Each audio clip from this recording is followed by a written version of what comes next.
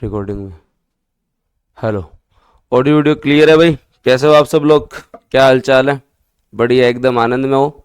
तो आज जो है वो रविवार है और आज के दिन का हम यूटिलाइज करते हैं। और आप सभी का स्वागत है बूस्टर एकेडमी पे।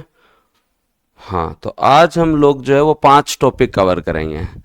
और सभी बच्चों का ये था कि सर एक क्लास जो है वो यूट्यूब पे होनी चाहिए। मैं ठीक है भाई, एक क्लास क्यों, आपके लिए 5 क्लास यूट्यूब पर रख देते हैं। लेकिन बैच आज से अभी से स्टार्ट है। जो अब पढ़ाया जा रहा है वहाँ से बैच स्टार्ट है। इसके बाद में आगे की सारी क्लासेस ऐप पे होगी। आज हम लोग 5 टॉपिक पढ़ेंगे। हमारा उद्देश्य है कि 5 टॉपिक एटलीस्ट आप लोग जो है वो बूस्टर ऐप पे हो या नहीं हो, एटलीस्ट आप पढ़ सके। जिसके अंदर अभी 9 बजे से क्लासेस स्टार्ट होगी। और अगर हम लोग बात करें दोस्तों आपके यहाँ पे, तो आप लोगों को टेंशन लेने की कोई ज़रूरत नहीं है।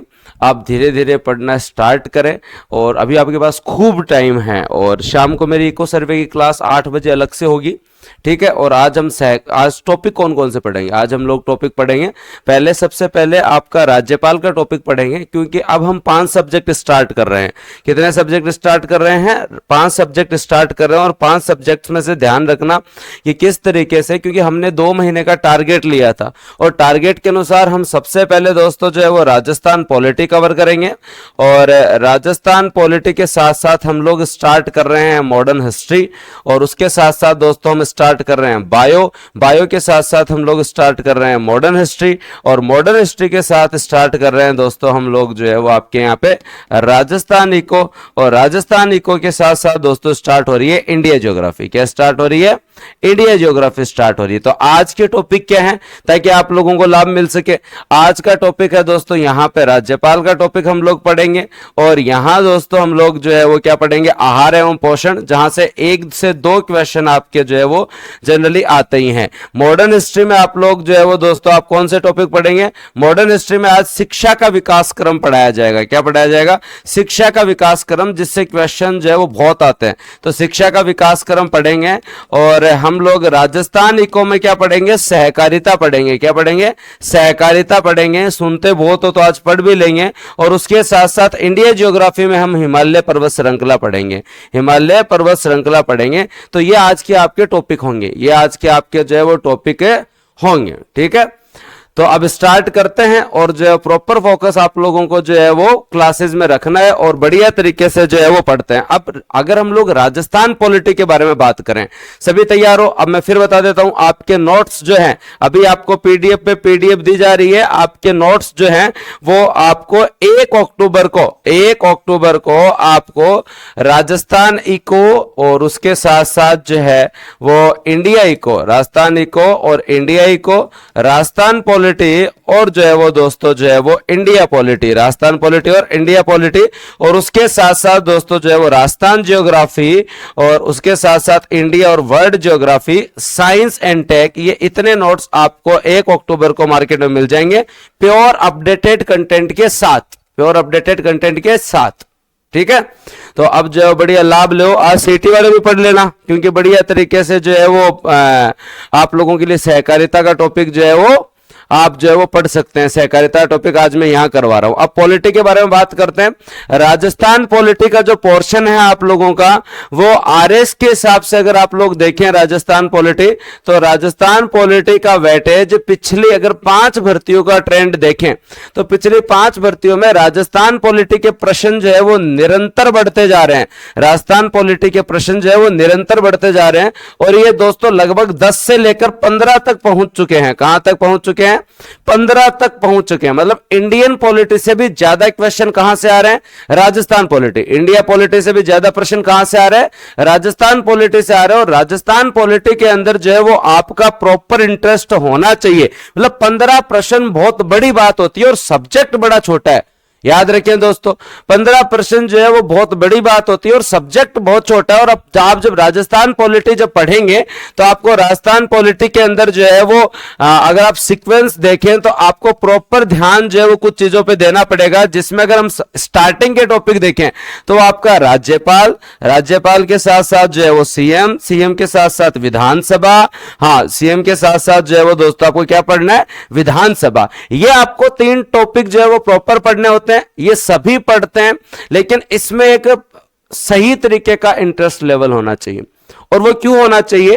क्योंकि जब तक आप इनको याद करने के लिए इनकी जो है वो बातें नहीं समझेंगे, उस समय के घटनाक्रम नहीं समझेंगे, तब तक ये चीजें याद नहीं होगी। भाई मैं फिर बता रहा हूं आप लोगों को क्यों नहीं याद होगी। क्योंकि अगर आप लोग जो है वो प्रथम विधानसभा ही नहीं समझ पाएंगे तो वहां कितने अविश्वास प्रस्ताव आए, वहां कितने उपचुनाव हुए, उस समय अध्यक्ष कौन थे, उस समय जो विपक्ष की पार्टी कौन सी थी, सेकंड जब विधानसभा चुनाव हुए तो उस समय विपक्ष की पार्टी कौन सी उभरी, थर्ड विधानसभा चुनाव में क्या हुआ, प्रथम राष्ट्रपति शासन क्यों लगा, दूसरा क्यों लगा, आप लोगों को यह प्रॉपर पता होना चाहिए कि हरिदेव जोशी साहब ने इस्तीफा क्यों दिया, ठीक है, सुखाड़िया जी ने सरकार जो है वो क्यों नहीं बनाई, सुखाड़िया जी ने जो है वो सरकार क्यों नहीं बनाई। तो इस कंडीशन में मैं आप लोगों को जो है वो प्रॉपर सारी तरीके से हम लोग जो है वो पढ़ेंगे, ठीक है।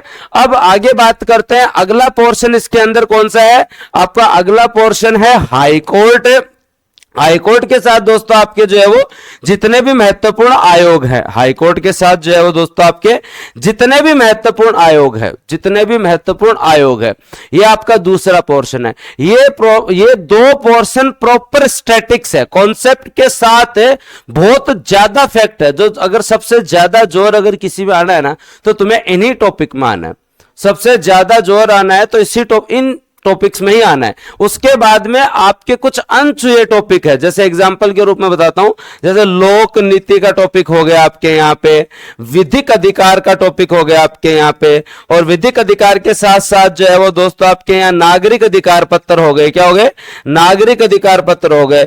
तो यहां से जो है वो दो प्रश्नों की संभावना रहती है, दो प्रश्नों की संभावना रहती है, ज्यादा इसी टॉपिक विधिक अधिकार से आपके जो है वो क्वेश्चंस आते हैं। और उसके बाद में आपका जो है वो राज्य एवं जिला प्रशासन, राज्य एवं जिला प्रशासन, और उसके बाद में दोस्तों आपका पंचायती राज, और उस साथ साथ जो है वो नगर निकाय, पंचायती राज और नगर निकाय। तो आपके दिमाग में ये फ्रेमवर्क बन जाना चाहिए कि हमें चार पोर्शन जो है वो अलग अलग जो है वो रखना है स्टेट पॉलिटी में। स्टेट पॉलिटी के अंदर जो है वो हाँ चार पोर्शन ऑफलाइन टेस्ट सीरीज के बारे में शाम को अनाउंसमेंट करेंगे, आपको शेड्यूल दे दिया है। 15 तारीख तक राजस्थान इको सर्वे कंप्लीट पढ़ लो और उसके साथ साथ राजस्थान करंट अफेयर पढ़ लो। सबसे इजी टेस्ट है, सबको देना है, सबसे इजी टेस्ट है और सबको देना है। तो पहले मुझे ये बताओ, राजस्थान पॉलिटी के अंदर ये चार पोर्शन के लिए कौन कौन विद्यार्थी तैयार है कि सर मैं जो है वो ये चार पोर्शन पढ़ने के लिए तैयार हूं, मेरे 15 प्रश्न पक्के करूंगा। हाँ, क्योंकि आज से क्लासें विधिवत स्टार्ट हैं, तो इसमें यह मत समझना कि ये डेमो क्लास भैया आपके लिए उपलब्ध है, आप जो आराम से आनंद लेवे, लेकिन कल हम जो पढ़ाएंगे इससे आगे का ही पढ़ाएंगे, इसको वापस नहीं पढ़ाएंगे। तो कोई बच्चा जो है ऐसे नहीं हो कि आराम से बैठा है कल वापस पढ़ाएंगे सर जो है वो। हाँ, तो अब बात करते हैं दोस्तों, और क्या याद रखना है, तो इन चीजों पे प्रॉपर ध्यान देना है। और अब हम स्टार्ट करते हैं राज्यपाल से। इंडिया पॉलिटी के अंदर हम बेसिक चीजें और भी पढ़ेंगे, संविधान के बारे के अंदर। स्टेट पॉलिटी में हम सीधा जो है वो गवर्नर से स्टार्ट करते हैं और गवर्नर के टॉपिक को जो है वो थोड़ा पढ़ते हैं। तो पहली बात आप लोगों को यह समझनी पड़ेगी दोस्तों आपके यहां पर है कि हमारे यहां भारत के अंदर जो है वो क्या अपनाई गई है, संघीय शासन व्यवस्था अपनाई गई है। हमारे यहां क्या अपनाई गई है, संघीय फेडरल सिस्टम, संघीय शासन व्यवस्था अपनाई गई है। संघीय शासन व्यवस्था अपनाई गई है जिसे संविधान में यूनियन कहा गया है। क्या कहा गया है, यूनियन कहा गया है। और संघीय शासन व्यवस्था का प्रथम गुण यह होता है कि केंद्र एवं राज्य के मध्य विषयों का वितरण, केंद्र एवं राज्यों के मध्य जो है वो विषय का वितरण, मतलब सेंट्रल गवर्नमेंट के पास अपने सब्जेक्ट है, स्टेट गवर्नमेंट के पास अपने सब्जेक्ट है। तो इसके तहत अपने यहां पर जो है वो दोस्तों क्या है, एक केंद्र सरकार होती है और विभिन्न राज्यों के अंदर जो है वो एक तो केंद्र सरकार होती है और विभिन्न राज्य जो है, विभिन्न राज्य जो है वहां पे दोस्तों जो है वो आपकी राज्य सरकार होती है। तो पहली चीज क्लियर, पहली चीज क्लियर। हाँ, क्योंकि गवर्नर के पास पहुंचने से पहले बेसिक तो पता होना चाहिए। इंडियन पॉलिटी में और बेसिक पढ़ेंगे, लेकिन आज मैं राज्यपाल से ही स्टार्ट कर रहा हूं आप लोगों को, ताकि जो अब ध्यान दे लेना भाई, अब ध्यान दे लेना। हाँ, अभ्युदय बैच वाले भी यहीं से स्टार्ट कर दो, ठीक है, अब ये ध्यान दे लेना। तो संघीय शासन व्यवस्था जो है आपके यहां है, उसमें एक केंद्र सरकार और एक राज्य सरकार, ये तो बेसिक सी चीज है, ये आपको पता है। अब हमने संघीय शासन व्यवस्था के साथ साथ हमने संसदीय शासन व्यवस्था भी अपनाई है, पार्लियामेंट सिस्टम ऑफ गवर्नमेंट भी अपनाया है, संसदीय शासन प्रणाली भी अपनाई है। और संसदीय शासन प्रणाली कहती है कि आपकी सरकारों में दो प्रमुख होंगे, एक संवैधानिक प्रमुख होंगे, एक क्या होंगे भाई, कॉन्स्टिट्यूशनल हेड होंगे, एक संवैधानिक प्रमुख होंगे और एक वास्तविक प्रमुख होंगे। एक संवैधानिक प्रमुख होंगे और एक वास्तविक प्रमुख होंगे, एक संवैधानिक प्रमुख होंगे और एक दोस्तों आपके जो है वो वास्तविक प्रमुख होंगे। एक एक डाउट क्लियर होगा। हाँ, और एक एक डाउट में यहां तक जाएंगे हम कि भाई वेतन कहां मिलता है, पेंशन कहां से मिलती है, दो राज्यों में अगर राज्यपाल हो तो कहां से, कोई डाउट नहीं बचेगा, कोई भी डाउट नहीं बचेगा। मैं आपको बता रहा हूं, बस इंटरेस्ट बनाए रखना और 2 घंटे इस टॉपिक को पढ़ना ताकि मजा आ जाए तुम्हें। तो एक संवैधानिक प्रमुख होता है केंद्र में और एक जो है वो वास्तविक प्रमुख होता है। उसी प्रकार से राज्यों में भी क्या होता है, एक संवैधानिक प्रमुख होते हैं, कॉन्स्टिट्यूशनल हेड होते हैं और एक वास्तविक प्रमुख होते हैं और एक क्या होते हैं दोस्तों आपके, वास्तविक प्रमुख होते हैं। यहां से गणित समझ में आ जाएगी, यहां जो है वो वास्तविक प्रमुख होते हैं, वास्तविक प्रमुख होते हैं। तो अब आप लोगों को याद रखना है कि संवैधानिक प्रमुख जो है वो सेंट्रल गवर्नमेंट के अंदर जो है वो कौन होते हैं, हमारे राष्ट्रपति साहब होते हैं और वास्तविक प्रमुख हमारे कौन होते हैं, प्रधानमंत्री जी होते हैं। उसी तरीके से राज्यों में संवैधानिक प्रमुख कौन होते हैं, राज्यपाल होते हैं। कौन होते हैं, राज्यपाल होते हैं। और वास्तविक प्रमुख कौन होते हैं, सीएम होते हैं। ये एकदम क्लियर है, आपको ये चीज याद रह जाएगी। हाँ, आ जाओ सर आर्टिकल 153 पे, जल्दी आएंगे। आर्टिकल तो आपको टेंशन लेने की जरूरत ही नहीं है, वो तो साथ के साथ मैं याद करवा दूंगा तुम्हें। तो फेडरल सिस्टम ऑफ गवर्नमेंट है या यूनियन सिस्टम ऑफ जो गवर्नमेंट है उसमें 2 सरकार होती है, एक सेंट्रल गवर्नमेंट और एक स्टेट गवर्नमेंट। अब हमने यहाँ पे पार्लियामेंट्री सिस्टम ऑफ गवर्नमेंट भी अपनाया हुआ है कि हमारे संघ की प्रकृति तो संघीय है, लेकिन उसके साथ साथ हमारे यहाँ संसदीय शासन प्रणाली अपनाई हुई है। और संसदीय शासन प्रणाली कहती है कि केंद्र में संवैधानिक प्रमुख कौन होता है, राष्ट्रपति। और दोस्तों जो है वो राज्य में संवैधानिक प्रमुख कौन होता है, राज्यपाल। राज्य में संवैधानिक प्रमुख कौन होता है, राज्यपाल। और अब हम पढ़ेंगे राज्यपाल महोदय को, अब हम लोग पढ़ेंगे राज्यपाल महोदय को। लेकिन कोई ऐसे मत पढ़ लेना जैसे राष्ट्रपति होते हैं वैसे राज्यपाल होते हैं, ऐसा नहीं है भाई, बहुत अंतर है। ऐसा नहीं है, कहीं तुम लोग जनरली क्या करते हैं, इंडिया पॉलिटी इतनी पढ़ लेती है जनता तो खुद कहते रहते हैं कि राष्ट्रपति जैसे राज्यपाल, पीएम जैसे सीएम है, तो वैसे काम नहीं चलता भाई। केंद्र के सूचना आयोग जैसा राज्य सूचना आयोग, केंद्र का मानवाधिकार जैसा राज्य मानवाधिकार, ऐसे काम नहीं चलता, डिटेल पढ़ना पड़ेगा।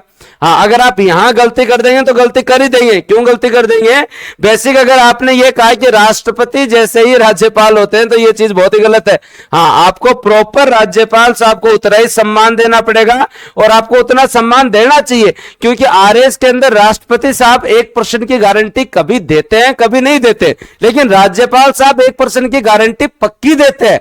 राज्यपाल साहब 1% की गारंटी पक्की देते हैं। तो बताओ तुम्हारे लिए हाँ, तुम्हारे लिए सबसे ज्यादा महत्वपूर्ण कौन है, राज्यपाल साहब या राष्ट्रपति साहब? क्योंकि राष्ट्रपति साहब का जनरली निर्वाचन होता है, राष्ट्रपति साहब का जनरली निर्वाचन होता है, याद रखना, उनका जो है वो निर्वाचन होता है। और उनके निर्वाचन में लोकसभा, राज्यसभा, विधानसभा और दिल्ली पुदुचेरी की भी विधानसभा भाग लेती है। और वो भी केवल निर्वाचित सदस्य भाग लेते हैं, वो भी केवल क्या करते हैं, निर्वाचित सदस्य भाग लेते हैं। बताओ राज्यपाल साहब का क्या होता है, क्या राज्यपाल साहब का निर्वाचन होता है, क्या राज्यपाल साहब का निर्वाचन होता है?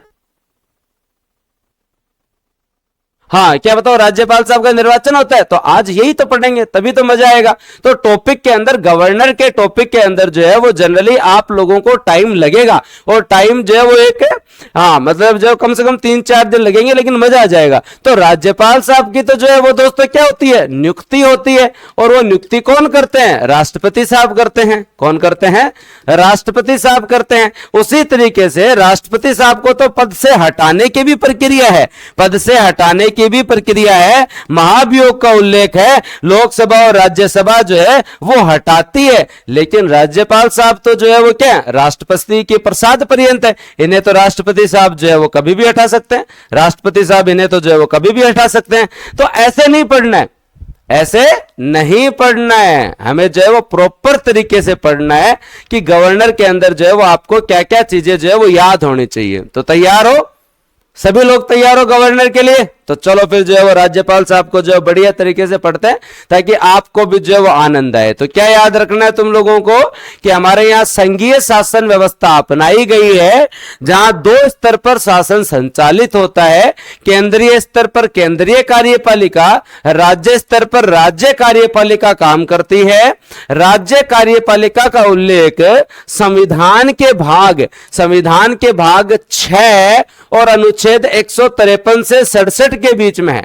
अब कोई बोले सर 152 में क्या है? राज्य की परिभाषा है। 152 में क्या है? राज्य की परिभाषा है। तो आपको 153 से 167 के बीच में संविधान के भाग 6 में क्या मिलेंगे भाई? संविधान के भाग 6 के अंदर जो है वो आपकी राज्य कार्यपालिका का उल्लेख है। और अगले प्रश्न पूछ ले आपसे कि राज्य कार्यपालिका कहां से कहां है, तो लिखो एक बार, आर्टिकल 153 से लेकर 167 के बीच, 153 से लेकर 167 के बीच, मैं राज्य विधानसभा पे नहीं आ रहा, मैं राज्य कार्यपालिका, स्टेट जो आपकी जो एग्जीक्यूटिव है उसके बारे में बात कर रहे हैं। और इसमें कौन किस चीज को पढ़ते हैं? राज्यपाल को पढ़ते हैं, राज्य की मंत्री परिषद को पढ़ते हैं, मुख्यमंत्री को पढ़ते हैं और महाधिवक्ता को पढ़ते हैं। किसको पढ़ते हैं? महाधिवक्ता को पढ़ते हैं। तो आपको प्रॉपर याद रखना पड़ेगा कि संविधान का भाग 6, संविधान का भाग 6 जो कि दोस्तों आप लोगों को याद रखना पड़ेगा।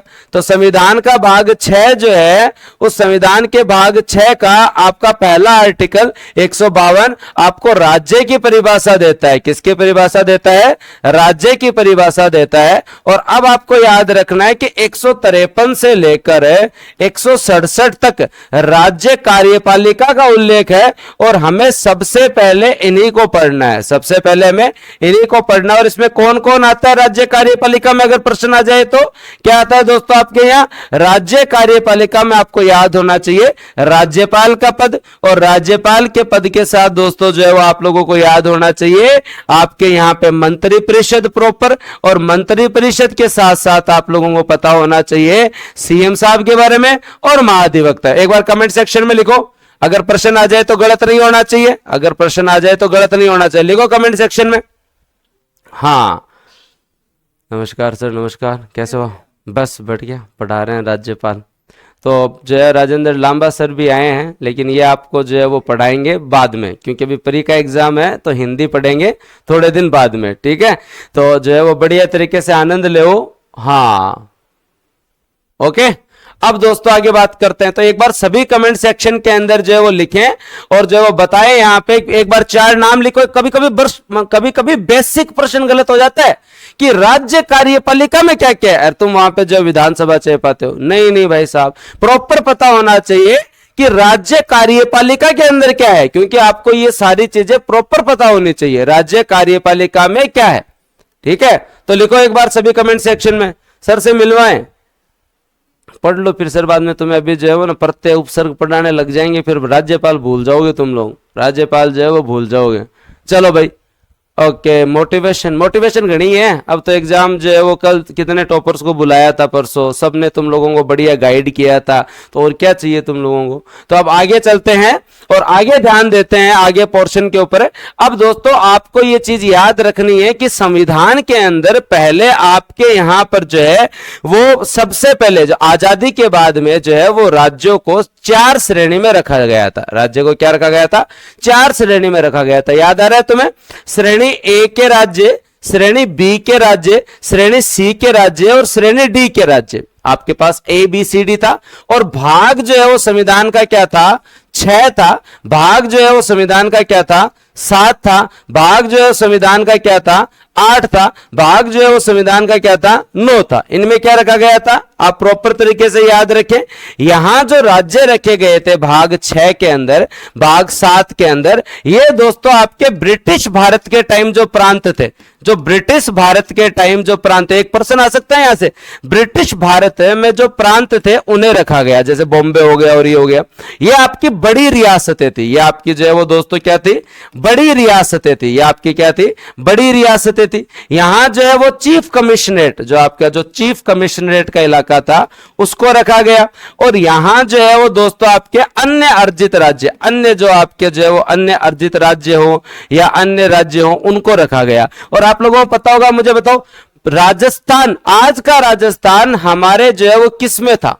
आपने पढ़ा होगा, आपको बेसिक पता होगा, आजादी के बाद में राज्यों को 4 श्रेणी में रखा गया, तो राजस्थान किस श्रेणी में था? राज्यों को जब 4 श्रेणी में रखा गया तो राजस्थान किस श्रेणी में था? ताकि आपको बेसिक पता तो चले कि सर बेसिक ये है कि हां राजस्थान उस समय किस में था। क्या बताओ, राजस्थान भाग ए में था, क्या राजस्थान भाग बी में था, क्या राजस्थान भाग सी में था, क्या राजस्थान भाग डी में था? बताओ एक बार सभी कमेंट सेक्शन में। क्या बात है, बहुत सारे सही बता रहे हैं।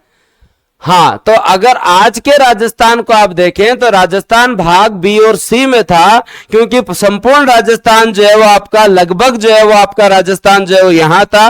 और उसके साथ साथ अजमेर जो था वहां आपका जो है वो चीफ कमिश्नरेट क्षेत्र था। अजमेर जो था उसमें चीफ कमिश्नरेट सिस्टम था। क्या था अजमेर में? क्या था दोस्तों आपके यहाँ पे?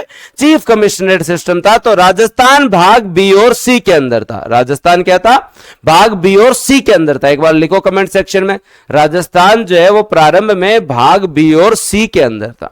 अब हम राज्यपाल के पद के बारे में थोड़ी चर्चा करते हैं, क्योंकि राज्यपाल के पद के बारे में आपसे बहुत सारे क्वेश्चन पूछे जा सकते हैं। मैं फिर बता रहा हूं, अगर आप आरएस के हिसाब से पॉलिटी पढ़ रहे हैं तो आपको राज्यपाल साहब के लिए कम से कम 4 से 5 दिन 10 से 12 घंटे निकालने होंगे, क्योंकि ये आपका जो है वो बेसिक है और ये आपको एकदम लेवल से आना चाहिए, क्योंकि ये आपके जो है वो मेंस में प्रॉपर काम आएगा पब्लिक एड वाले पोर्शन के अंदर, और हमेशा ही काम आएगा। और मेंस में भी स्टेट पॉलिटी के क्वेश्चंस बढ़ते जा रहे हैं, तो वो तरीका छोड़ दो जिसमें 6 आर्टिकल पढ़ लो और काम चला के आगे निकल जाओ ना भाई।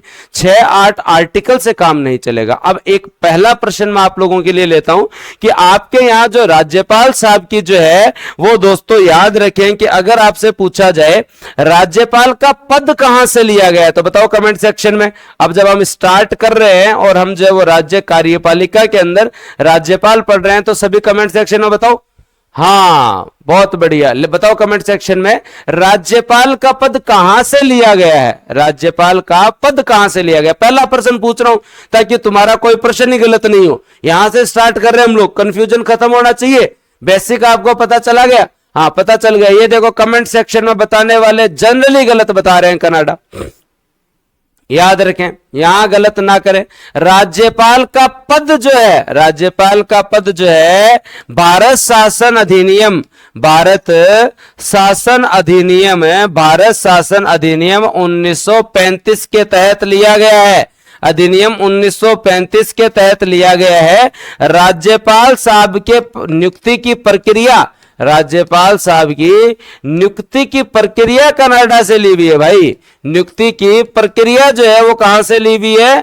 कनाडा से ली हुई है। देखो प्रश्न गलत कर दिया ना तुमने, स्टार्टिंग में आते ही गलत कर दिया। ऐसी पॉलिटी नहीं पढ़नी, ऐसी पॉलिटी नहीं पढ़नी। पहले बात में चेप दिया ना प्रश्न गलत, तो ऐसी पॉलिटी नहीं पढ़नी है। आपको सबका पढ़ा हुआ है ये टॉपिक, लेकिन फिर भी मैं कह रहा हूं कि आप दोबारा पढ़ें। आपको लग रहा होगा कि आपने पढ़ा हुआ है, लेकिन फिर भी मैं कह रहा हूं कि दोबारा पढ़ें। क्यों पढ़ें दोबारा? मैंने एक बेसिक प्रश्न आपसे पूछा और उसके अंदर 90% स्टूडेंट गलत बता रहे हैं। हाँ, राज्यपाल सब ने कोई ना कोई एग्जाम देके पढ़ा होगा। ऐसी गलतियां बहुत करेंगे, ऐसी गलतियां बहुत करेंगे, और उन गलतियों से बचाने के लिए हम आज स्टेट पॉलिटी में राज्यपाल का टॉपिक स्टार्ट कर रहे हैं। तो टॉपिक स्टार्ट करें उससे पहले राज्यपाल के बारे में जो है, जो आपके विचार जो है अन्य लोगों ने क्या कहा, क्योंकि राज्यपाल हमारे यहाँ पे संवैधानिक प्रमुख है।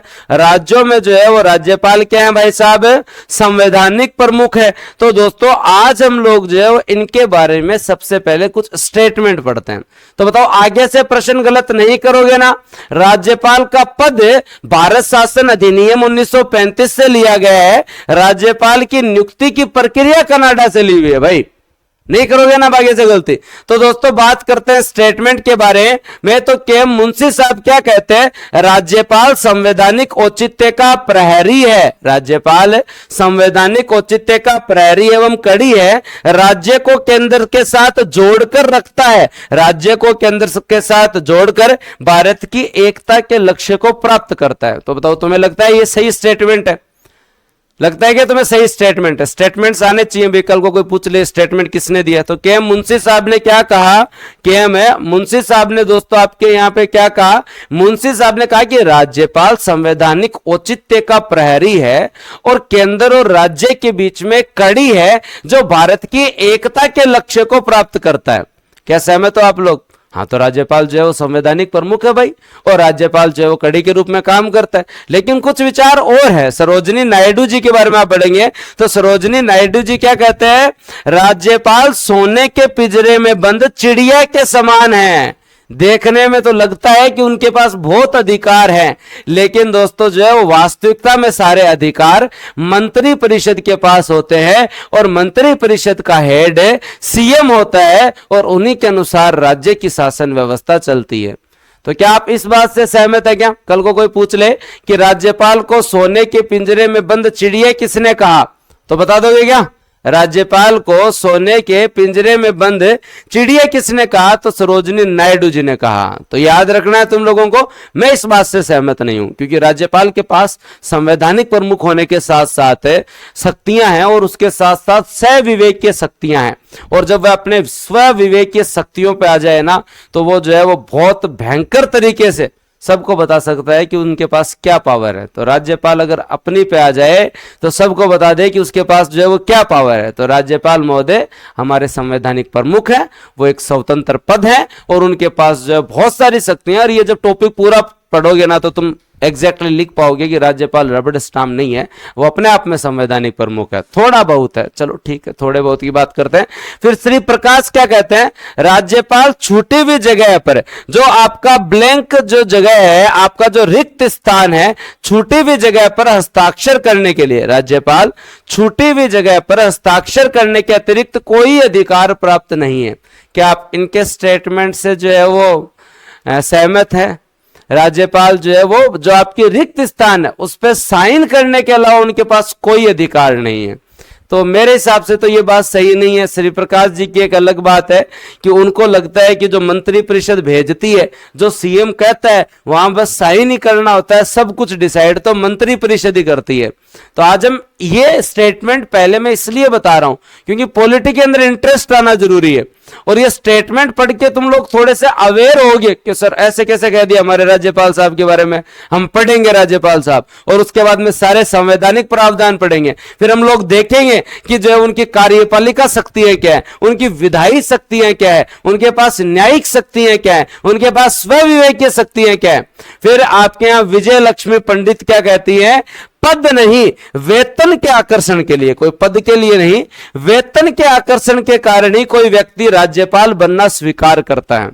हाँ, ये जो है वो आलोचकों के द्वारा कहा जाता है कि जिसे सक्रिय राजनीति से रिटायर करना हो, या दोस्तों जो है वो जिसे रेस्ट पे भेजना हो, उन्हें जो है वो राज्यपाल बना दिया जाए। तो पद के लिए नहीं, वेतन के आकर्षण के लिए जो है वो कोई व्यक्ति राज्यपाल बनता है, ये विजय लक्ष्मी पंडित कहते हैं। बताओ तुम्हें लगता है क्या? हाँ, केवल कोई आदमी 3.5 लाख के लिए राज्यपाल बनता है? मैं तो इस बात से सहमत नहीं हूं, क्योंकि राज्यपाल अपने आप में संवैधानिक प्रमुख है, और राज्यपाल अपने पे आ जाए तो बहुत कुछ जो है वो कर सकते हैं, और राज्यपाल वैसे भी बहुत कुछ करते हैं। तो अगला जो है वो स्टेटमेंट क्या है आपके यहाँ पट्टे में? सीतारामैया क्या कहते हैं? राज्यपाल का पद अतिथि सत्कार तथा राष्ट्रपति को एक पखवाड़े में रिपोर्ट देने के लिए है, केवल और केवल कि राष्ट्रपति को टाइम टू टाइम रिपोर्ट भेज सके और आए गए का अतिथि सत्कार कर ले। ये राज्यपाल का जो है वो दोस्तों जो है पद की गरिमा है। तो मैं इन स्टेटमेंट से जो है अभी अगर बोलूं कि मैं सहमत हूं या नहीं हूं, इसका कोई मतलब नहीं है। जब आप राज्यपाल पढ़ लें और राज्यपाल की कार्यपालिका, गवर्नर जो है वो दोस्तों उनकी कार्यपालिका शक्तियां जब आप पढ़ लें, आप उसके साथ साथ गवर्नर की विधायी शक्तियां पढ़ लें, और उसके साथ साथ गवर्नर की वित्तीय शक्तियां पढ़ लें, और उसके साथ साथ गवर्नर की न्यायिक शक्तियां अगर आप लोग पढ़ लें, और उसके साथ साथ दोस्तों गवर्नर की जो है वो स्वविवेकीय शक्तियां पढ़ ले, तो आप जो है वो इनके दिए हुए स्टेटमेंट से पूर्णतः सहमत नहीं हो सकते, पूर्णतः सहमत नहीं हो सकते। तो अब तो तुम्हारी इच्छा होगी कि सर जो है वो अब तो पढ़ना ही पड़ेगा राज्यपाल को ढंग से, अब तो जो है वो राज्यपाल को जो है वो ढंग से पढ़ना ही पड़ेगा। पढ़ना चाहिए ना? राज्यपाल को अब तो जो है वो ढंग से पढ़ना चाहिए, क्योंकि जब इतने स्टेटमेंट आ गए और इन्होंने इतनी भविष्यवाणियां कर दी और जब इतनी बातें कह दी, तो अब तो जो है वो आपको लगना चाहिए कि सर अब तो हमें पढ़ाओ जल्दी जल्दी, और राज्यपाल क्या है ये बताओ हमें, और उसके बाद में इनकी शक्तियां बताओ, ये इतनी प्रकार की शक्ति है, और उसमें सबसे पहले ये शक्ति जरूर बताना, इससे पता चलता है कि राज्यपाल क्या है। तो दोस्तों आगे चलते, नहीं नोट नहीं करना है, प्रॉपर पीडीएफ आपको मिलेगी और उसके साथ साथ आप लोगों को जो है नोट्स भी 1 तारीख से मिल जाएंगे। तो आपको नोट करने की जरूरत नहीं है, आप तो बढ़िया तरीके से आनंद लेते रहो भाई, बढ़िया तरीके से आनंद लेते रहे। तो अब जो है, हाँ सर याद ही नहीं होता तो बस भूलने की कोशिश मत करो, याद रह जाएगा दिमाग में। कल हनुमान जी ने क्या कहा था, हनुमान सर वीडियो साहब जब आए थे तो दिमाग की भी एक कैपेसिटी है, सारी चीजें याद थोड़ी करनी है। अब आप तो बस ये स्टेटमेंट जो है वो रट्टा थोड़ी लगाना है, आपको समझना है। और मैं प्री प्लस मेंस दोनों की पॉलिटी आपको कवर करवा रहा हूं, ताकि एक जो है वो मेंस में टेंशन नहीं रहे। और आपकी अप्रोच अगले 5 महीने में क्या होनी चाहिए, आपकी अप्रोच अगले 5 महीने में ये होनी चाहिए कि इन 5 माह में जो पढ़ा है, इन 5 माह में जो पढ़ा है वो मेंस के टाइम डायरेक्ट यूज आ जाए, दोबारा ना ही पढ़नी पड़े। मतलब स्टेट पॉलिटी, इंडिया पॉलिटी को इस तरीके से पढ़ो कि अभी पढ़ा हुआ मेंस के टाइम दोबारा नहीं पढ़े। मेंस के टाइम काम केवल और केवल क्या हो, ज्यादा से ज्यादा टेस्ट लिखो। मेंस के टाइम काम क्या भाई, ज्यादा से ज्यादा टेस्ट लिखो, रिवीजन करो और मेंस वाले सब्जेक्ट पढ़ो। सही बात है, कर लोगे ये? तो चलो अब चलते हैं और पहले आर्टिकल की तरफ चलते हैं। पहले राज्यपाल के पद के संवैधानिक, अब जो आप लोगों को बता देता हूं कि जब ये राज्यपाल का टॉपिक पढ़ेंगे आप, तो इसमें मैं आप लोगों को क्या क्या पढ़ाऊंगा, राज्यपाल से संबंधित संवैधानिक प्रावधान पढ़े जाएंगे, राज्यपाल से संबंधित संवैधानिक प्रावधान पढ़े जाएंगे। और संवैधानिक प्रावधान पढ़े जाने के बाद में हम राज्यपाल की सारी शक्तियां पढ़ेंगे, और जब राज्यपाल की सारी शक्तियां पढ़ लेंगे और उसके बाद में दोस्तों हम लोग जो है वो राज्यपाल और राष्ट्रपति के बीच में कंपैरिजन करेंगे, राज्यपाल और राष्ट्रपति के बीच में कंपैरिजन करेंगे। और उसके बाद में हम राज्यपाल से संबंधित तथ्य पढ़ेंगे, राज्यपाल से संबंधित तथ्य पढ़ेंगे, तब जाके टॉपिक पूरा होगा। कौन कौन तैयार हो? हाँ कौन कौन तैयार हो भाई? तैयार हो? ये चीजें पढ़ेंगे ना, तब जाके राज्यपाल का टॉपिक कवर होगा। हाँ तो ये अब वो दिन चले गए जब थोड़े से 2-4 आर्टिकल पढ़े राज्यपाल की नियुक्ति, एक राज्य में एक राज्यपाल होगा, और उससे काम नहीं चलेगा। और कल आपकी क्लास का यही है, आज भी क्लास स्टार्ट तो आपकी हो गई है, पर जयपुर में इंद्रदेव इतने प्रसन्न हैं, हद से ज्यादा प्रसन्न है। सुबह शाम एनी टाइम बरसात ही बरसात, बरसात ही बरसात। हाँ वो गाना नहीं है अपने, तो वो गाना को ज्यादा सुन लिया इस बार राजस्थान से जो वो इंद्र देवता ने। तो इतनी बरसात है, मैं तो फिर कह रहा हूं भाई बाहर निकलने की जरूरत ही नहीं है, और बच्चों को तो रिस्क लेनी ही नहीं चाहिए, घर बैठे पढ़ लो। हम लोग जो पास पास हैं स्टूडियो के वो ही आ सकते हैं, सारे टीचर भी जो है ना, मतलब इतनी दूर से नहीं आ सकते, जयपुर भरा पड़ा है, गाड़ियां तैर रही है भाई। तो जयपुर के अंदर तो इतनी बरसात हो रही है, और इस बार जितनी बरसात तो कभी नहीं हुई मेरे को लग रहा है। तो कल तो इतनी भयंकर बरसात थी सुबह कि कोई जो है कहीं से कहीं जा ही नहीं सकता। तो आज जो आपके सारे टीचर आपको पढ़ाएंगे, और जो है वो सभी टीचर, मेरे बाद बायो की क्लास होगी, संदीप जी जितने मतलब टैलेंट से आपको पढ़ाएंगे ना, आ रहे हैं पोर्शन, मजा आ जाएगा। ठीक है, तो अब हाँ बरस बरस हमारे आज मेरे को पता था, तुम्हें ये गाना पक्का याद है, तो मेरे को बताने की जरूरत नहीं पड़ी। चले आगे। तो दोस्तों आगे बात करते हैं संवैधानिक प्रावधान में सबसे पहला आर्टिकल पढ़ते हैं, और आर्टिकल 153 क्या कहता है? आर्टिकल 153 कहता है कि प्रत्येक राज्य का एक राज्यपाल होगा। तो कोई आदमी बोले गुरुजी आ कोई लिखने की बात है, ये क्या लिखने की जरूरत है? वो तो अंडरस्टूड है कि प्रत्येक राज्य का एक राज्यपाल होगा। देखो संविधान सभा में जो लोग थे ना, जो संविधान निर्माता थे ना, उन्होंने आपके एक एक डाउट को क्लियर किया है। कल ना कोई आदमी आ जाए जी 2 कौन बन सकेगा राज्यपाल, मन नहीं बना दो उन्हें जना, फिर कोई कह दे जी 2 बन रखे है तो 3 बना दो। तो ये भी लिखना पड़ता है। हमारा भारतीय संविधान इस तरीके से बनाया हुआ है कि जो है वो उससे शासन व्यवस्था तो चल सके, उसके साथ साथ एक सामान्य स्टूडेंट का डाउट भी क्लियर हो सके। तो ये भी लिखा हुआ है उसमें कि प्रत्येक राज्य का एक राज्यपाल होगा। आर्टिकल 153 क्या कहता है कि हर राज्य का एक राज्यपाल होगा। हर राज्य का एक राज्यपाल होगा। अब फिर इसमें संविधान संशोधन होता है और सारी चीज जो ऐड होती है, लेकिन मेरे को इस प्रोविजन में भी जो है वो कोई समस्या नहीं दिखती। ये अंडरस्टूड था, फिर वो तो 7वें संविधान संशोधन से और एक्सप्लेन किया गया। तुम खुद बताओ ये क्या बोल रहे हैं, प्रत्येक राज्य का एक राज्यपाल होगा, प्रत्येक राज्य का एक राज्यपाल होगा, एक राज्यपाल होगा। अब प्रत्येक राज्य का एक राज्यपाल होगा, जायज बात है। अब बताओ कि कोई राज्यपाल साहब है, मान लेते हैं कि ये राज्यपाल साहब है, इनके पास राजस्थान का भी राज्यपाल का चार्ज है और इनके पास एमपी के राज्यपाल का भी चार्ज है और इनके पास यूपी के राज्यपाल का भी चार्ज है।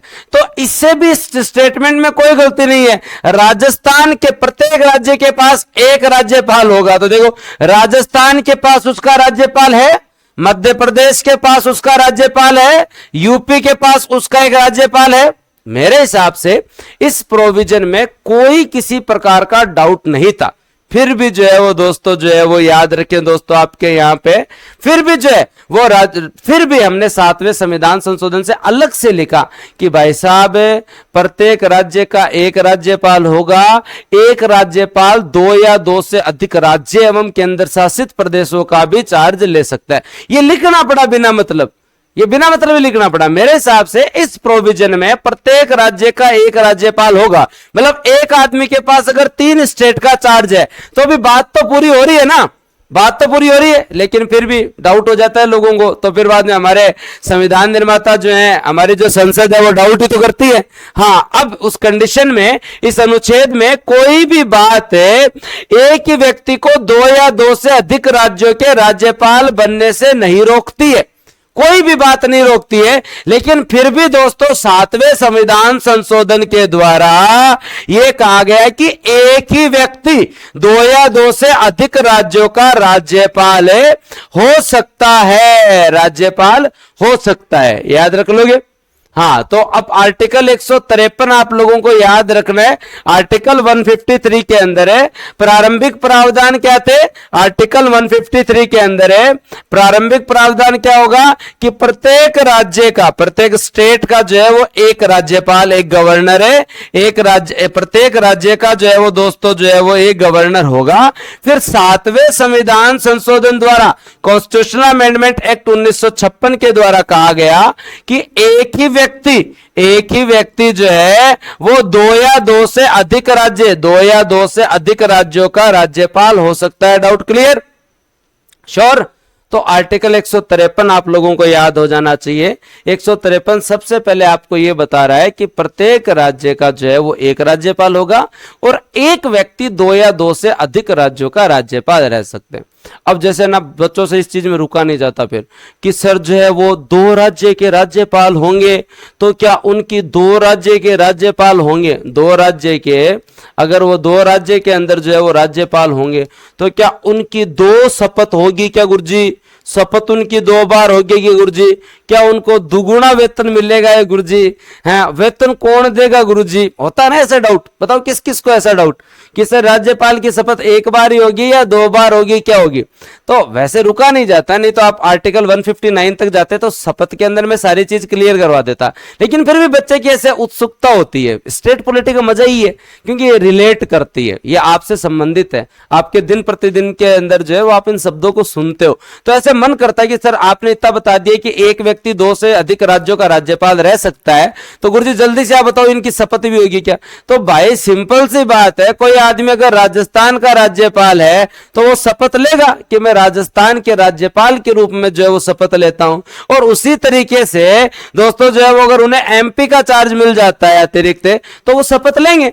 तो शपथ भी जो है वो दोनों की ली जाती है। अब बात आती है कि सर वेतन, तो देखो जी वेतन जो है वो राष्ट्रपति साहब बांट देते हैं, प्रेसिडेंट साहब जो है वो, परंपरा ये है कि जो है वो समान वेतन जो है वो बांट देते हैं कि दोनों जो है वो स्टेट आधा आधा वेतन दे देंगे, दोनों स्टेट के यहां से वेतन आ जाएगा। क्या सर पेंशन हमेशा ही केंद्र देती है, पेंशन हमेशा ही कौन देती है दोस्तों, याद रखें केंद्र की संचित निधि से मिलती है, केंद्र की संचित निधि से मिलती है। फिर सर रहते कहां पे, दोनों जगह रहते हैं अपने अनुसार, उन्हें जहां जो काम करना होता है वहां करते हैं।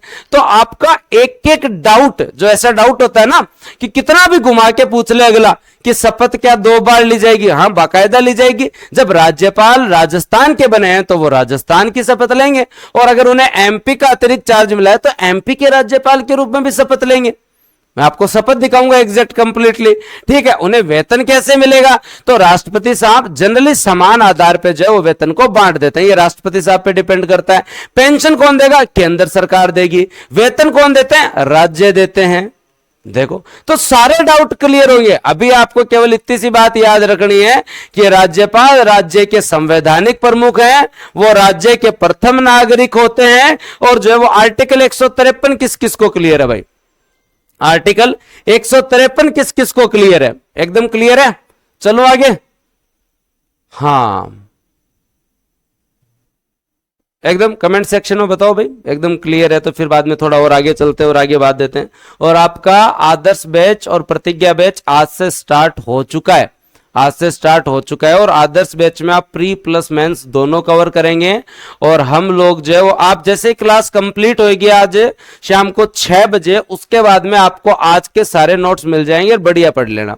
नोट्स बनाने ही नहीं है, मजा आ रहा है पॉलिटी में सबको, इकोनॉमिक्स से ज्यादा आता है सर, आज राज्यपाल कंप्लीट करवा दो जना, ही तो तारा आरएस के अंदर पर्सन सही हो नहीं भाई। एक दिन में अगर राज्यपाल कवर हो जाए तो 5 दिन में स्टेट पॉलिटी कंप्लीट हो जाए, फिर बाद में भाई वैल्यू दो, राजस्थान पॉलिटी को सब्जेक्ट मानो। 5-7 दिन से जो रणनीति का दौर चल रहा है उससे बाहर आओ, कंटेंट पे थोड़ा ध्यान देना स्टार्ट कर दो। हाँ, और हर आदमी आके यही बोल रहा है कि Rajasthan GK is more important than India GK. तो ये आपको बेसिक चीज समझ में आ जानी चाहिए कि सबसे पहले आप स्वीकार कर ले कि स्टेट पॉलिटी एक सब्जेक्ट है जिसमें आप महीना भर लगाएंगे, और स्टेट पॉलिटी का जो ये पोर्शन है जिसमें आप एक पोर्शन इसको माने, एक पोर्शन इसको माने, और उसके बाद में 2 पोर्शन और जी लगा के 1-1.5 महीने स्टेट पॉलिटी पढ़ें।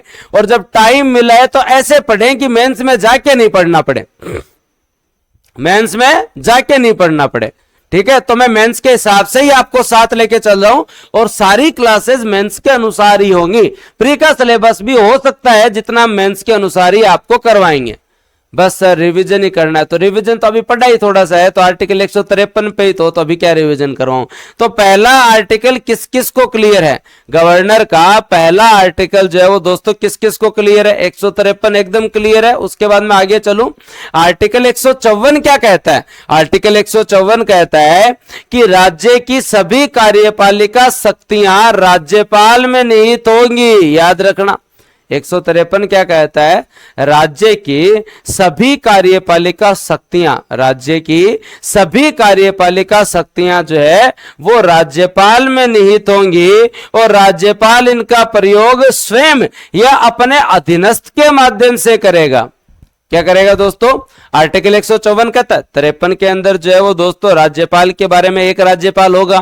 फिर 54 में बताया कि राज्यपाल में सभी कार्यपालिका शक्तियां जो है वो राज्यपाल में निहित होगी। इसके बाद में एक आर्टिकल समझा देता हूं तुम लोगों को ताकि याद आ जाए। क्या याद रखना है तुम लोगों को कि 153 कहता है कि एक गवर्नर होगा, 154 कहते हैं कि उसमें एग्जीक्यूटिव पावर, स्टेट की जितनी भी कार्यपालिका शक्तियां हैं, ये स्टेट की जितनी भी कार्यपालिका शक्तियां, जितनी भी कार्यपालिका शक्ति हैं वो सब की सब किस में होंगी, गवर्नर में निहित होगी। या तो गवर्नर खुद या अपने अधीनस्थ के माध्यम से प्रयोग करेगा, या अपने अधीनस्थ के माध्यम से प्रयोग करेगा। अब आगे एक आर्टिकल इसके साथ साथ पढ़ाऊंगा, लेकिन सबसे पहले यहां पे प्रश्न आता है कि अधीनस्थ से क्या तात्पर्य, एक एक शब्द को समझे। तो यहां जो शब्द आया है कि राज्यपाल अपनी कार्यपालिका शक्तियों का उपयोग स्वयं या अधीनस्थ के माध्यम से करेगा, तो दोस्तों याद रखें आपके यहां पर राज्यपाल महोदय के जो अधीनस्थ हैं वो 2 प्रकार के होते हैं। और राज्यपाल महोदय के अधीनस्थ अगर हम बात करें तो एक तो होती है दोस्तों आपकी जो स्थायी कार्यपालिका, एक तो होती है आपकी स्थायी कार्यपालिका, और एक होती है दोस्तों आपकी अस्थायी कार्यपालिका, एक होती है आपकी अस्थायी कार्यपालिका, एक होती है आपकी अस्थायी कार्यपालिका। और आप लोगों को याद आ रहा होगा जैसे आपके मंत्री हैं वो स्थायी कार्यपालिका में कौन आता है भाई, जो आपकी नौकरशाही है, जो अधिकारी हैं, वो तो भाई आज लगे हैं 20-30 साल रहेंगे ना, याद है तुम्हारे। चाहे कलेक्टर साहब हो, चाहे सचिव हो, चाहे आपके संयुक्त सचिव हो, चाहे सहायक सचिव हो, चाहे एसडीएम हो, चाहे तहसीलदार हो, ये आपकी स्थायी कार्यपालिका है। तुम जिस चीज की तैयारी कर रहे हो तुम किस में जाओगे? राज्यपाल साहब के अधीन है, स्थायी कार्यपालिका में। और अस्थायी कार्यपालिका क्या होती है दोस्तों? आपकी मंत्री परिषद। मंत्री आज है, कल वो जो है मुख्यमंत्री बन सकता है, और परसों जो है वो विधायक भी नहीं रहे, क्या पता चले, नहीं रहे ना, कोई पता नहीं चलता।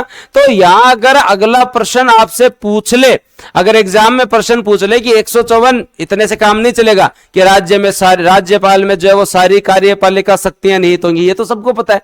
जो जितने भी पावर्स हैं वो राज्यपाल में होंगी। अब राज्यपाल इन पावर्स का प्रयोग कैसे करेंगे? जो है वो अपने अधीनस्थ के माध्यम से करेंगे। और आपसे पूछ लिया जाए कि अधीनस्थ शब्द का क्या तात्पर्य है, तो फिर बताना पड़ेगा ना। आपसे पूछ लिया जाए कि अधीनस्थ शब्द का जो है वो दोस्तों आपका यहां जो है वो क्या तात्पर्य है, तो क्या बताओगे?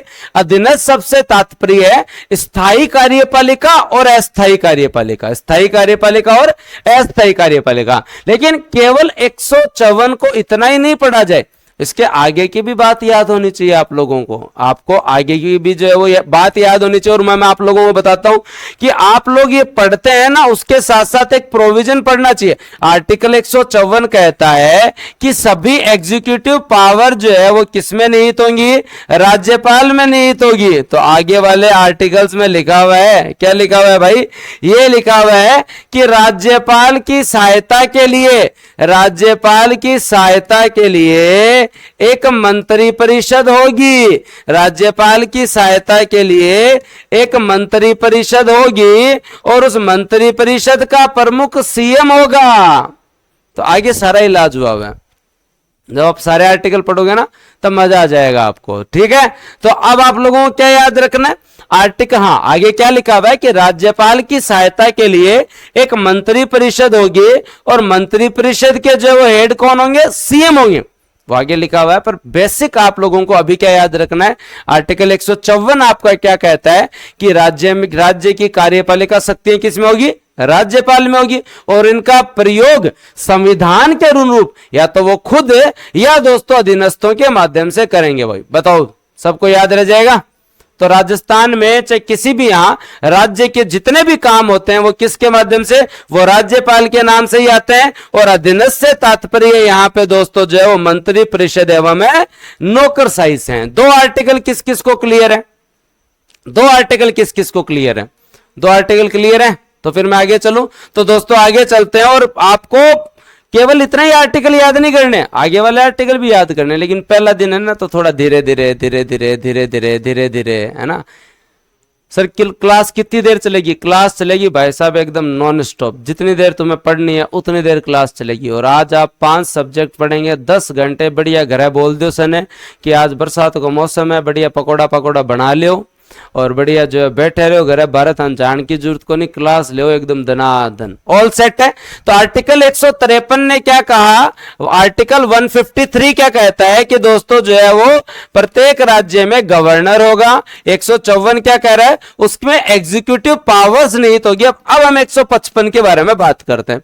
आर्टिकल 155 क्या कहता है? आर्टिकल 155 के बारे में बात करें तो राज्यपाल की नियुक्ति आप सबको याद रखना है। राज्यपाल की नियुक्ति, तो पहली चीज तो ये याद रखना है कि राज्यपाल की जो है वो दोस्तों आपके यहां पे नियुक्ति जो है वो क्या प्रोविजन है। तो दोस्तों याद रखें, राज्यपाल की नियुक्ति होती है। कोई भी आदमी ये नहीं लिख दे कि राज्यपाल का निर्वाचन होता है, ना ना, राज्यपाल का निर्वाचन नहीं होता। राज्यपाल का मनोनयन होता है, ना ना, मनोनयन नहीं, नॉमिनेशन नहीं होता। राज्यपाल का अपॉइंटमेंट होता है और नियुक्ति राज्यपाल की जो है वो कौन करता है दोस्तों? याद रखना, यहां 2 शब्द बता रहा हूं मैं तुम लोगों को, यहां 2 शब्द बता रहा हूं मैं तुम लोगों को, तो आपको प्रॉपर पता होना चाहिए। आर्टिकल 155 जो है वो राज्यपाल के अपॉइंटमेंट की बात कर रहे हैं। तो राज्यपाल की नियुक्ति कौन करता है? तो अब बताओ, तुम ऑप्शन है तुम्हारे सामने। राज्यपाल की नियुक्ति केंद्र सरकार करती है क्या? राज्यपाल की नियुक्ति पीएम साहब करते हैं क्या? राज्यपाल की नियुक्ति राज्य सरकार करती है क्या? राज्यपाल की नियुक्ति जो है वो दोस्तों आपके यहां पे राष्ट्रपति करते हैं या कौन करते हैं? तुम्हारे सामने। क्योंकि अगर अपन प्रश्न के हिसाब चलेंगे ना तो ज्यादा मजा आएगा। हाँ बताओ, तुम्हारे सामने ऑप्शन है, राज्यपाल की नियुक्ति कौन करते हैं? राज्यपाल की नियुक्ति कौन करते हैं दोस्तों? बताओ, राज्यपाल की जो वो नियुक्ति कौन करते हैं? तो बताओ सभी के सभी कि राज्यपाल की नियुक्ति केंद्र सरकार करते हैं क्या, पीएम करते हैं, राज्य सरकार करती है, राष्ट्रपति करता है? हाँ, एक भाई कह रहा है कि राष्ट्रपति और सरकार मिलकर करती है। संविधान के अनुसार चलो, प्रश्न सही करने, व्यवहारिकता से ज्यादा जो है वो संवैधानिकता में चलो भाई। क्या बात है, लगभग सबने सही बताया है कि दोस्तों जो है वो राज्यपाल की नियुक्ति जो है वो राष्ट्रपति साहब करता है। अब मैं एक दूसरा शब्द लाता हूं जिससे आपका डाउट क्लियर हो जाए। अब मैं आपसे प्रश्न पूछ रहा हूं कि राज्यपाल जो है उनका चयन कौन करते हैं? राज्यपाल का चयन कौन करते हैं कि कौन सा आदमी राज्यपाल बनेगा? अगला प्रश्न आप लोगों के लिए, वापस ऑप्शन आपके पास, ऑप्शन ए, बी, सी और डी, ए, बी, सी और डी। हाँ, अब बताओ भाई, बताओ सबके सब है, सबके सब बताओ, राज्यपाल का चयन कौन करते हैं? हाँ, एक सवाल सबने सही बताया कि राज्यपाल की नियुक्ति कौन करते हैं, जो है वो आपके राष्ट्रपति करते हैं। और अब आप लोगों को बताना है राज्यपाल का चयन कौन करते हैं। बताओ, सभी के सब होशियार हो तुम लोग। अब धीरे धीरे डाउट क्लियर हो रहे हैं, मजा आ रहा है, थोड़ा थोड़ा सारे डाउट क्लियर हो जाएंगे। वेरी गुड, शानदार। अब हम आर्टिकल जब 153-54 के बाद जब आर्टिकल 155 हम लोग पढ़ रहे हैं, तो आपको थोड़ा सा जो है आर्टिकल पे जाने से पहले दो शब्दों को समझना चाहिए। आर्टिकल 155 आपके गवर्नर के नियुक्ति से संबंधित है, लेकिन यहां दो शब्द हैं, यहां जो है वो दो शब्द हैं, और एक शब्द है राज्यपाल का चयन कि कौन सा आदमी राज्यपाल बनेगा। एक शब्द है राज्यपाल की नियुक्ति, एक शब्द है राज्यपाल की नियुक्ति, एक शब्द है राज्यपाल की नियुक्ति। तो आपको यह चीज क्लियर होनी चाहिए कि राज्यपाल कौन बनेगा, इसका चयन केंद्र सरकार करती है। कौन करती है भाई? केंद्र सरकार करती है। केंद्र सरकार मतलब है केंद्र की मंत्री परिषद। केंद्र की मंत्री परिषद मतलब है मंत्री परिषद और उनके प्रमुख पीएम साहब, प्रमुख पीएम साहब। तो ये बेसिक सा पता होना चाहिए कि जैसे अभी आप लोगों ने सुना होगा कि गुलाब चंद कटारिया साहब पहले जो है वो आपके यहाँ पे असम के राज्यपाल थे, अब उन्हें पंजाब का राज्यपाल बना दिया गया। ओम प्रकाश माथुर साहब जो है वो आपके जो कहां सिक्किम के राज्यपाल बने हैं। तो ये राष्ट्रपति साहब थोड़ी डिसाइड करते हैं, राष्ट्रपति साहब सारे काम जो हैं वो जनरली मंत्री परिषद की सलाह पर ही करते हैं।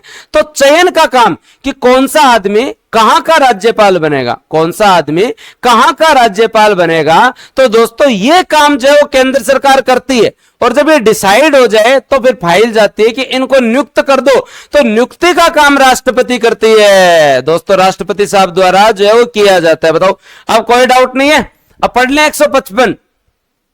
हाँ, ऐसे पढ़नी पड़ेगी पॉलिटी। और भी पढ़ाऊंगा अभी तुम्हें, जब शपथ का आर्टिकल आएगा ना वो भी इसी प्रकार से पढ़ाऊंगा ताकि तुम्हें थोड़ा सा मजा आए। हाँ, अभी अपने वागड़े साहब हैं हरिबाऊ, हाँ बात करेंगे अपन, जब कर्म पढ़ेंगे तो सारे अपन 45 के 45 राज्यपाल की सूची याद की जाएगी। लेकिन दोस्तों आप लोगों को याद रखना पड़ेगा आर्टिकल 155 चयन एवं नियुक्ति की बात करता है। और अब हम 155 को पढ़ते हैं ताकि डाउट क्लियर हो जाए। राज्यपाल की नियुक्ति राष्ट्रपति द्वारा की जाती है, राज्यपाल की नियुक्ति राष्ट्रपति द्वारा की जाती है। राज्यपाल का चयन केंद्र सरकार करती है, राज्यपाल केंद्र सरकार द्वारा नामांकित व्यक्ति होता है। राज्य सरकार केंद्र सरकार के द्वारा जो है वो जनरली नामांकित व्यक्ति की इसका इनको जो है यहां का राज्यपाल बना दे, लेकिन ये राज्य केंद्र सरकार के अधीन नहीं है, उनके नियंत्रण में नहीं है, क्योंकि ये जो है वो राज्य का स्वतंत्र संवैधानिक पद है, अधीन नहीं है।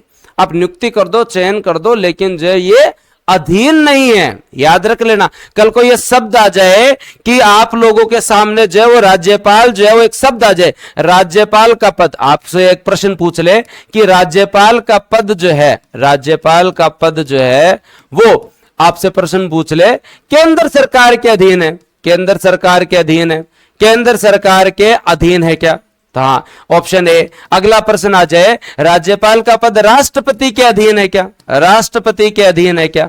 राष्ट्रपति के अधीन है क्या? या राज्यपाल का पद जो है वो राज्य सरकार के अधीन है क्या? राज्य सरकार के अधीन है क्या? राज्य सरकार के अधीन है क्या? या राज्यपाल का पद जो है वो स्वतंत्र एवं संवैधानिक है? तो बताओ क्या करोगे? स्वतंत्र एवं संवैधानिक। मजा आ रहा है क्या पॉलिटी में?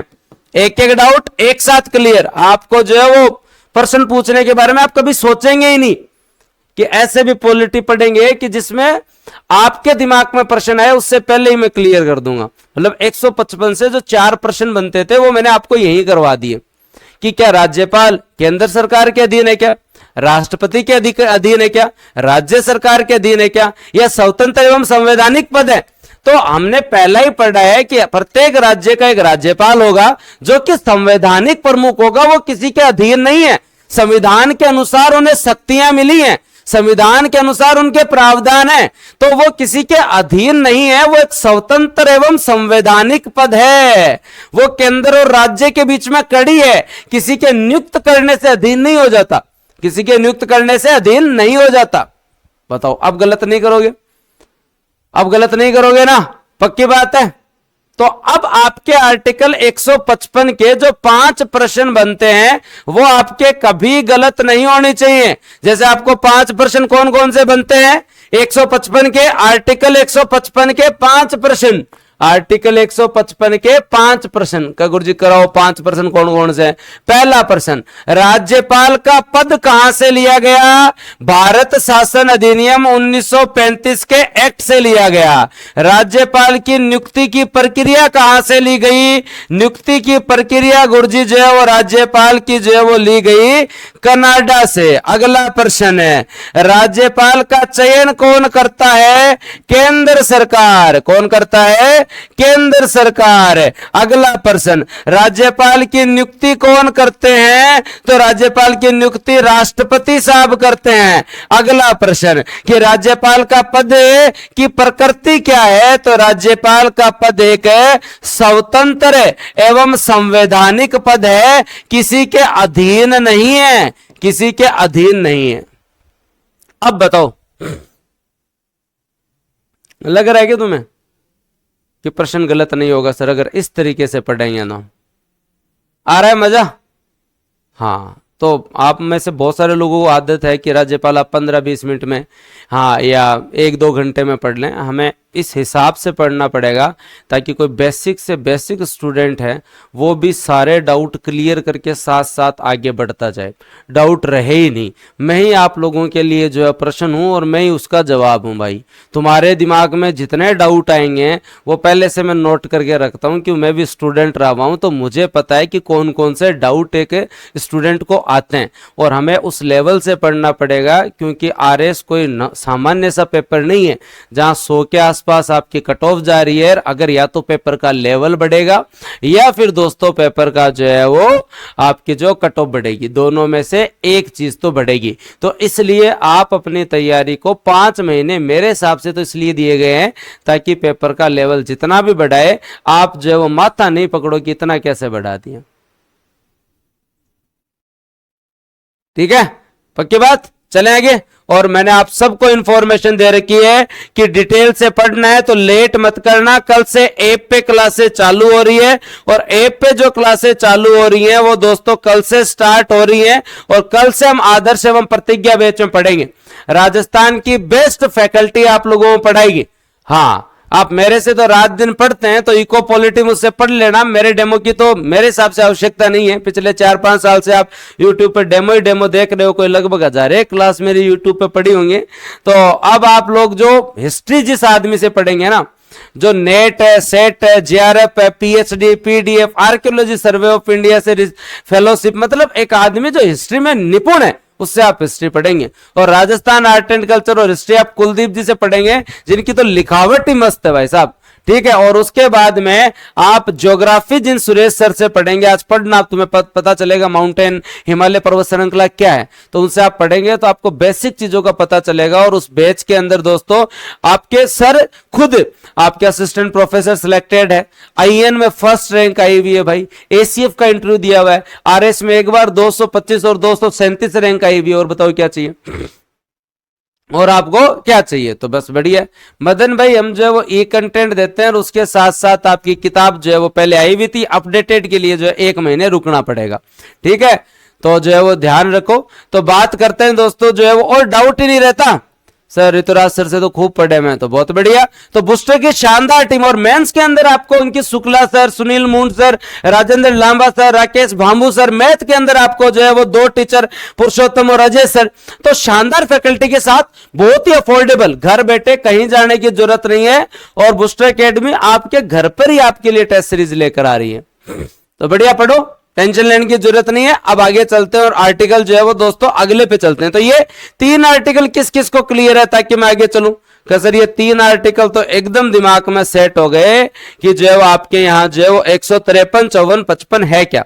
153 है, एक राज्यपाल होगा, 154 दोस्तों और 155 राज्यपाल में कार्यपालिका शक्तियां नियुक्त होगी, उसका अपॉइंटमेंट होगा और एक गवर्नर होगा। अब बात करते हैं आपके 155 के बारे में, कुछ परंपराओं के बारे में, कुछ परंपराओं के बारे में बात करें तो चलो कुछ परंपराओं के बारे में हम लोग बात करते हैं।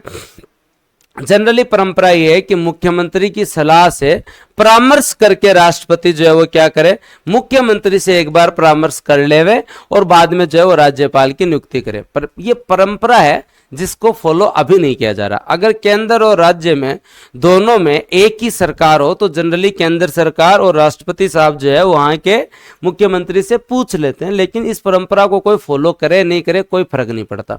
तुम्हें लगता है क्या कि केंद्र में अगर कांग्रेस की सरकार है, राज्य में बीजेपी की सरकार है, तो केंद्र सरकार वाले राज्य के मुख्यमंत्री से पूछेंगे कि साहब बताओ आपके यहाँ राज्यपाल किसको भेजें? फिर वहां तो सीधे राज्यपाल साहब आके बताते हैं कि हम आए हैं। हाँ, जनरली अगर सेम है, जैसे अभी बीजेपी की गवर्नमेंट सेंटर में, स्टेट में अपने भजनलाल जी हैं, तो जनरली इनसे जो डिस्कस हो सकता है, लेकिन कोई बाध्यता नहीं है। राज्य के राज्यपाल को राष्ट्रपति अपने हस्ताक्षर के साथ और एक जो वो अधिपत्र के साथ जो नियुक्त करेगा। अब मैं आप लोगों को यहां समझाऊंगा अधिपत्र क्या होगा। याद रखें दोस्तों, आपका जो है वो अधिपत्र क्या होगा और शपथ और अधिपत्र में क्या अंतर होता है उसके बारे में हम लोग डिस्कशन करेंगे। राष्ट्रपति किसी व्यक्ति को उस राज्यपाल का राज्य का राज्यपाल नियुक्त नहीं करेगा जिसका वो मूल निवासी है, जिसका वो मूल निवासी। जैसे राजस्थान के राज्यपाल जनरली राजस्थान के आदमी को नहीं बनाया जाता। क्यों नहीं बनाया जाता? अब आपको एक बात बताओ, थाने अगर कोई आदमी थारी तहसील में तहसीलदार बना दे या तुम्हारे जिले में जिला कलेक्टर बना दे तो तुम काम कर पाओगे क्या? कुछ न कुछ तो समस्या रहेगी ना। तुम खुद बताओ, अगर आपको जो है वो आपके ही जिले के अंदर कलेक्टर है या आपके ही उपखंड में एसडीएम या आपकी तहसील में तहसीलदार बना दिया जाए तो उस कंडीशन में थाने सारे दिन उधारे हुए फिर बाद में ओ काम। और जनरली आपकी जो है वो आप लोगों को एक चीज याद रखना पड़ेगा कि गवर्नर साहब के बहुत सारे काम है। गवर्नर साहब को जो है वो मंत्री परिषद के परामर्श के अनुसार काम करना है। मंत्री परिषद के परामर्श के अनुसार काम करने। तो काम करने के लिए एक काउंसिल ऑफ मिनिस्टर है और आपके जो है वो सीएम साहब हैं और उनके पास जाओ काम करो। अब अगर अपने राज्यपाल भी राजस्थान की हो जाए तो टकराव बढ़ सकता है ना। जनता सीधा राज्यपाल साहब के नहीं जाए। अरे भाई साहब, राज्यपाल साहब जो है वो किसके अनुसार काम करेंगे? मंत्री परिषद की सलाह के अनुसार काम करेंगे, तो आप मंत्री परिषद के अनुसार डील करें। लेकिन इसलिए ये परंपरा बनाई गई है कि दोस्तों आपके यहां पे ऐसे व्यक्ति को नियुक्त किया जाए जो राजस्थान का मूल निवासी नहीं हो। आगे बात समझ में? एकदम प्रॉपर चीज। अब कोई पूछ ले कि सर गवर्नर की जो है वो नियुक्ति क्यों होती है, निर्वाचन क्यों नहीं होता? गवर्नर की नियुक्ति क्यों होती है, निर्वाचन क्यों नहीं होता? यह प्रश्न भी पूछा जा सकता है। मान लो कोई बात आ जाएगी सर जो है वो, जैसे आपके जो है वो सीएम के लिए जो है वो आपका इलेक्शन होता है, विधायक बनते हैं, फिर विधायकों में से बहुमत वाले दल के नेता जो है सीएम बने जाते हैं। तो तुम में से कौन कौन चाहता है कि जो है वो नियुक्ति की जगह निर्वाचन होना चाहिए? तुम में से किस किस की इच्छा है? हाँ, अगर प्रश्न ऐसा आ जाए कभी कि राज्यपाल जो है उनकी नियुक्ति के बजाय जो है वो निर्वाचन होना चाहिए, तो निर्वाचन जो है वो मेरे हिसाब से कोई मतलब नहीं है। निर्वाचन जो है वो, हाँ, किस किस की इच्छा है कि सर नियुक्ति की जगह निर्वाचन होना चाहिए? देखो, अगर मान लो पहली बात तो आपके यहाँ पे संसदीय शासन व्यवस्था है और आप संवैधानिक प्रमुख हैं। आप जो है वो क्या है, संवैधानिक प्रमुख हैं। और आप संवैधानिक प्रमुख हैं और उसके साथ साथ आपके वास्तविक प्रमुख अलग से हैं। आपके वास्तविक प्रमुख है अलग से है और वो सीएम है और वो निर्वाचन के थ्रू ही है। तो अगर आपका निर्वाचन होता है तो पहली चीज तो ये है कि बिना मतलब का खर्चा और बिना मतलब के संसाधन उपयोग होंगे, बिना मतलब के जो है वो संसाधन होंगे। दूसरी चीज, आपको काम इन्हीं के परामर्श से करना है, तो कोई यहां सेंस ही नहीं निकलता। और अगर आपका भी निर्वाचन हो जाता है तो फिर राज्य के अंदर दो व्यक्ति जो है वो आपके निर्वाचित प्रमुख नहीं रह सकते। फिर प्रॉपर टकराव की स्थिति होगी, प्रॉपर टकराव की स्थिति होगी, और आपकी मुख्य भूमिका जो है वो क्या है, मार्गदर्शक की है। आपकी मुख्य भूमिका किसकी है, मार्गदर्शक के रूप में है। आप गाइड करिए, ना कि आप खुद गवर्नेंस कीजिए, याद रखें। हाँ, फालतू का खर्चा होगा, बिना मतलब का टकराव होगा, बिना मतलब का टकराव होगा। आप संवैधानिक प्रमुख, आप मार्गदर्शक हैं। आई बात समझ में? तो ये चीज याद रखनी है। तो आपको बेसिक क्या क्या परंपरा है, उन परंपराओं को याद रखें। कल को पूछ ले कि राज्यपाल की नियुक्ति में क्या क्या परंपरा है। जनरली कहते हैं कि सीएम से परामर्श लेवें, जरूरी नहीं है कि फॉलो किया जाए। पहली चीज क्लियर, सीएम से परामर्श लेवें। दूसरी परंपरा क्या है दोस्तों आपके यहां पे, राज्य का मूल निवासी नहीं होना चाहिए, राज्य का मूल निवासी नहीं होना चाहिए, राज्य का मूल निवासी नहीं होना चाहिए, दूसरी चीज। और तीसरी परंपरा क्या है, तीसरी परंपरा दोस्तों ये है कि वो आदमी सक्रिय राजनीति में नहीं होना चाहिए, सक्रिय राजनीति में जो है वो नहीं होना चाहिए। क्योंकि अब आप किसी राज्य के जो है वो राज्यपाल बन रहे हैं, आप उसके जो है वो संवैधानिक प्रमुख बन रहे हैं, आप उनके मार्गदर्शक बन रहे हैं। तो इस कंडीशन के अंदर जो है आप अब कांग्रेस बीजेपी सपा बसपा मत करो, आप भाई मार्गदर्शक हो, सीनियर आदमी हो, आपको जाके पूरा राज्य संभालना है। आपके लिए पक्ष विपक्ष कुछ नहीं है, आप एकदम न्यूट्रल हैं, आप संवैधानिक प्रमुख हैं और आप संविधान के अनुसार काम करें। अब आपको पार्टी वार्टी से कोई मतलब नहीं है। तो सक्रिय राजनीति के आदमी को जो है वो राज्यपाल नियुक्त नहीं करना चाहिए। जैसे आपने गुलाब चंद कटारिया साहब है, तो अब वो पंजाब के राज्यपाल बन गए, तो वहां जाके ये थोड़ी देखेंगे कि कांग्रेस का कौन है, बीजेपी का कौन है, अकाली दल का कौन है, आपका कौन है। वो अब न्यूट्रल है, वो किसी भी जो है वो पार्टी के सदस्य नहीं है। अब वो क्या है दोस्तों, पंजाब के राज्यपाल है। वैसे ही अपने ओम प्रकाश माथुर साहब जो है वो सिक्किम के गवर्नर बने हैं, तो अब वो कोई बीजेपी के नेता नहीं है, अब वो क्या है, सिक्किम के मार्गदर्शक है, सिक्किम के संवैधानिक प्रमुख है। जायज बात है, आई बात समझ में तुम लोगों को?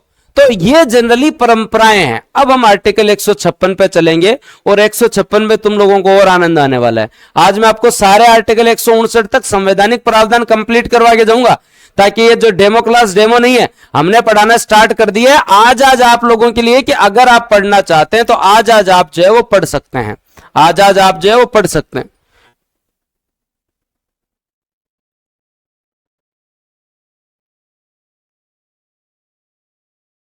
हाँ आ रहा है आनंद? चले अब अगले आर्टिकल के लिए कौन कौन तैयार है, अगले आर्टिकल के लिए कौन कौन तैयार है।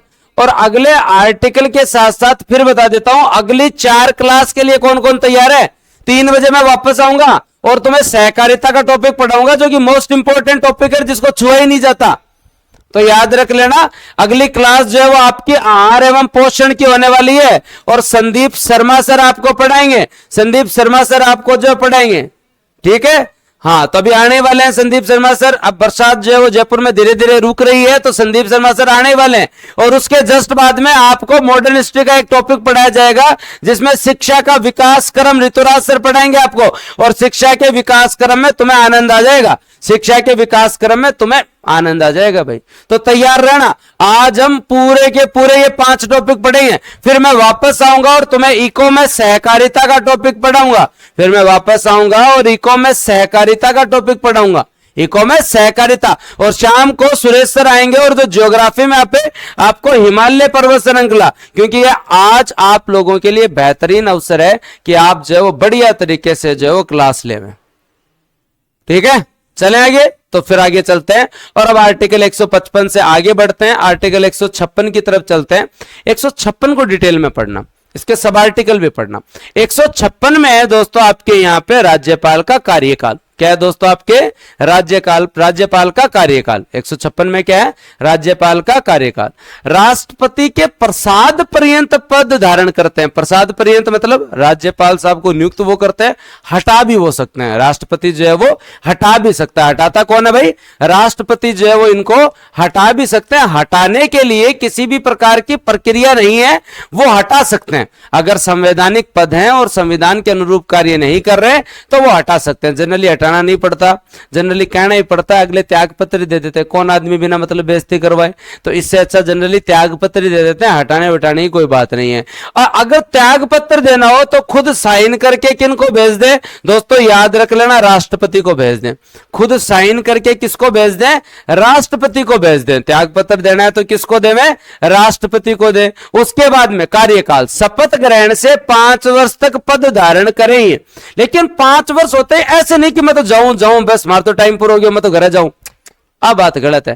थार लीजिए कौन करा है, राज्यपाल है भाई, पूरा राज्य संभाल रहे। थार तो जी मतलब आपने 4 बजती स्कूल में और घंटी बजता ही बाद में टीचर पढ़ा रहे हो, चाहे की वापन तो जानो है तो जानो है, मैं तो जाऊं क्लास खत्म होगी है, मैं तो जाऊं स्कूल को टाइम हो गया। राज्यपाल साहब आपकी तरह थोड़ी करते हैं, मेरी तरह थोड़ी करते हैं, वो राज्यपाल है भाई, वो राज्य को संभाल रहे हैं। तो ऐसे थोड़ी चलेगा कि मेरे तो 5 साल पूरा हो गया मैं तो काल जाऊं थे जानो, और तारो राजस्थान जाना है थे जानो, तारो गुजरात जाना है थे जाना, तारो सिक्किम जाना है, यहाँ तो कौन जान चोको। तो याद रखें, जब तक अगले राज्यपाल की नियुक्ति नहीं हो जाती तब तक वो राज्यपाल के पद पर बने रहते हैं, तब तक वो राज्यपाल के पद पर बने रहते हैं, जब तक अगले राज्यपाल नहीं आ जाते। जनरली व्यवस्था यही है कि उनका कार्यकाल पूरा होता है, उससे पहले पहले अगले राज्यपाल की नियुक्ति की प्रक्रिया हो जाती है।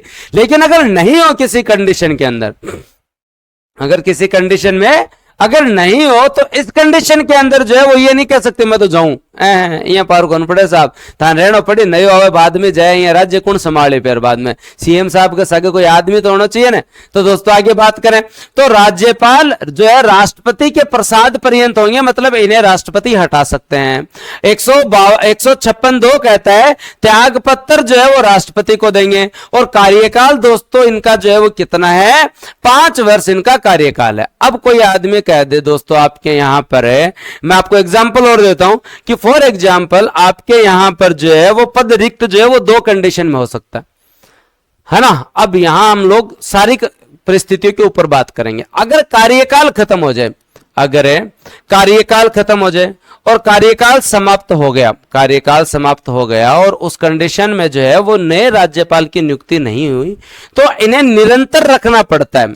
क्या रखना पड़ता है, निरंतर रखना पड़ता है। और निरंतर रखना पड़ता है, और कस गुरुजी निरंतर कितने दिन रखना पड़ेगा, 1 दिन 5 दिन 10 दिन 15 दिन 20 दिन 2 महीने 3 महीने 5 महीने 1 साल 2 साल 3 साल।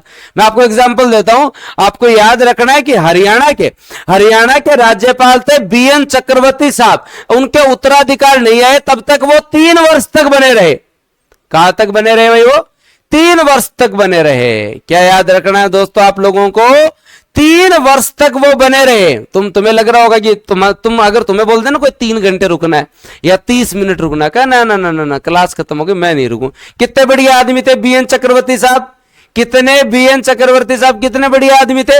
नया राज्यपाल 3 साल तक सेंटर से अपॉइंट नहीं हुआ, तब तक वो 3 साल तक बैठे रहे कि मैं कहीं नहीं जा रहा, टेंशन मत लो, तुम जो है वो राज्य चलाओ, तुम जो है वो राज्य चलाओ। अब यहां प्रश्न ये आता है कि आप लोगों को जो है जब आप पढ़ते हैं तो जब तक जनरली जो है वो प्रति माह का वेतन होता है, जनरली जो है वो क्या होता है, प्रति माह का वेतन होता है। क्या होता है, प्रति माह का वेतन होता है। लेकिन 5 वर्ष का कार्यकाल पूरा हो गया, 5 वर्ष का कार्यकाल पूरा हो गया, और कार्यकाल पूरा होने के बाद में भी आप पद पे हो, कार्यकाल पूरा होने के बाद में पद पे हो, क्योंकि कब अगला राज्यपाल है आप उनके इंतजार में हो। इस कंडीशन में आपको वेतन जो है वो प्रति माह दिया जाएगा या प्रति दिन के आधार पे आप रहेंगे पद पे, प्रति दिन के वेतन के आधार पे रहेंगे, प्रति दिन के वेतन के आधार पे रहेंगे या प्रति माह के वेतन के आधार पे रहेंगे।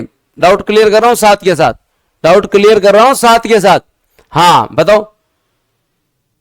हाँ सर मैं दिल्ली में हूं, करंट की किताब ऑनलाइन सर्च कर रहा हूं, किसी साथ वाले को बोल दो यहां से भेज देगा, और पीडीएफ हम डाल ही रहे हैं।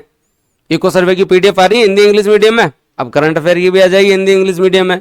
तो याद रखें प्रतिदिन के वेतन के आधार पे आगे का कार्यकाल रहता है जब तक कि नया राज्यपाल नहीं आ जाए, जब तक कि नया राज्यपाल नहीं आ जाए, जब तक कि नया राज्यपाल नहीं आ जाए। अब दोस्तों यहां पर जो है वो आप लोगों को एक चीज और याद रखनी है, ये तो हुआ कि नया राज्यपाल नहीं आ जाए, लेकिन राज्यपाल का पद रिक्त भी हो सकता है ना। का गुरुजी पद रिक्त कैसे हो सकता है, या तो अगला त्याग पत्र दे दे, अगला जो है वो त्याग पत्र दे दे, या जो है वो दोस्तों जो है मृत्यु हो जाए, या दोस्तों जो है वो मृत्यु, या दोस्तों स्वास्थ्य, या दोस्तों जो स्वास्थ्य के कारण, या उन्हें हटा दिया जाए, या उन्हें हटा दिया जाए। इस आधार पे पद रिक्त भी हो सकता है ना, पद रिक्त, इस आधार पे जो है वो पद रिक्त भी हो सकता है। तो आप लोगों को क्या याद रखना, अगर पद रिक्ति की स्थिति हो जाए तो इस कंडीशन के अंदर जो है वो कौन राज्यपाल बनेगा? तो दोस्तों आपके कार्यवाहक राज्यपाल कौन बनेंगे? कार्यवाहक राज्यपाल कौन बनेंगे?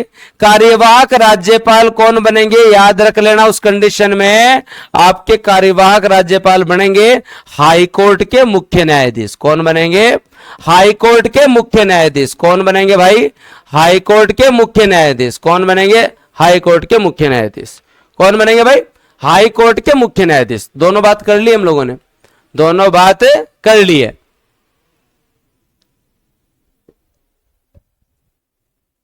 अभी खूब आनंद आएगा भाई। 100 जो है वो, जब आप आगे चलेंगे और आर्टिकल जो है वो पहुंचेंगे 159 तक, तब खूब आनंद आएगा तुम लोगों को। हाँ चलो भाई आगे चलते हैं और आगे बात करते हैं भाई। तो हाँ क्या याद रखें, हाई कोर्ट के मुख्य न्यायाधीश बनेंगे, हाई कोर्ट के मुख्य न्यायाधीश जो है वो बनेंगे। डन? जल्दी में तो नहीं हो? कार्यकाल में आनंद आ रहा है? 3 आर्टिकल और पढ़ने, योग्यता शर्तें शपथ, योग्यता शर्तें शपथ, 3 आर्टिकल और पढ़ने, अभी याद करवा दूंगा। तो ये आप लोगों को याद रखना है कि हरियाणा के राज्यपाल बीएन चक्रवर्ती उत्तराधिकारी की नियुक्ति न होने तक 3 वर्ष तक प्रतिदिन के वेतन पर रहे थे। यदि राज्यपाल का पद अचानक रिक्त हो जाए, मृत्यु, त्याग पत्र, स्वास्थ्य हटा दिए जाए, तो संबंधित राज्य के हाई कोर्ट के मुख्य न्यायाधीश कार्यवाहक राज्यपाल के रूप में काम करेंगे। राष्ट्रपति राज्यपाल की जो है वो निलंबित कर सकता है, उन्हें पद से हटा सकता है। ये इतनी कहानी किस किस को समझ में आ गई?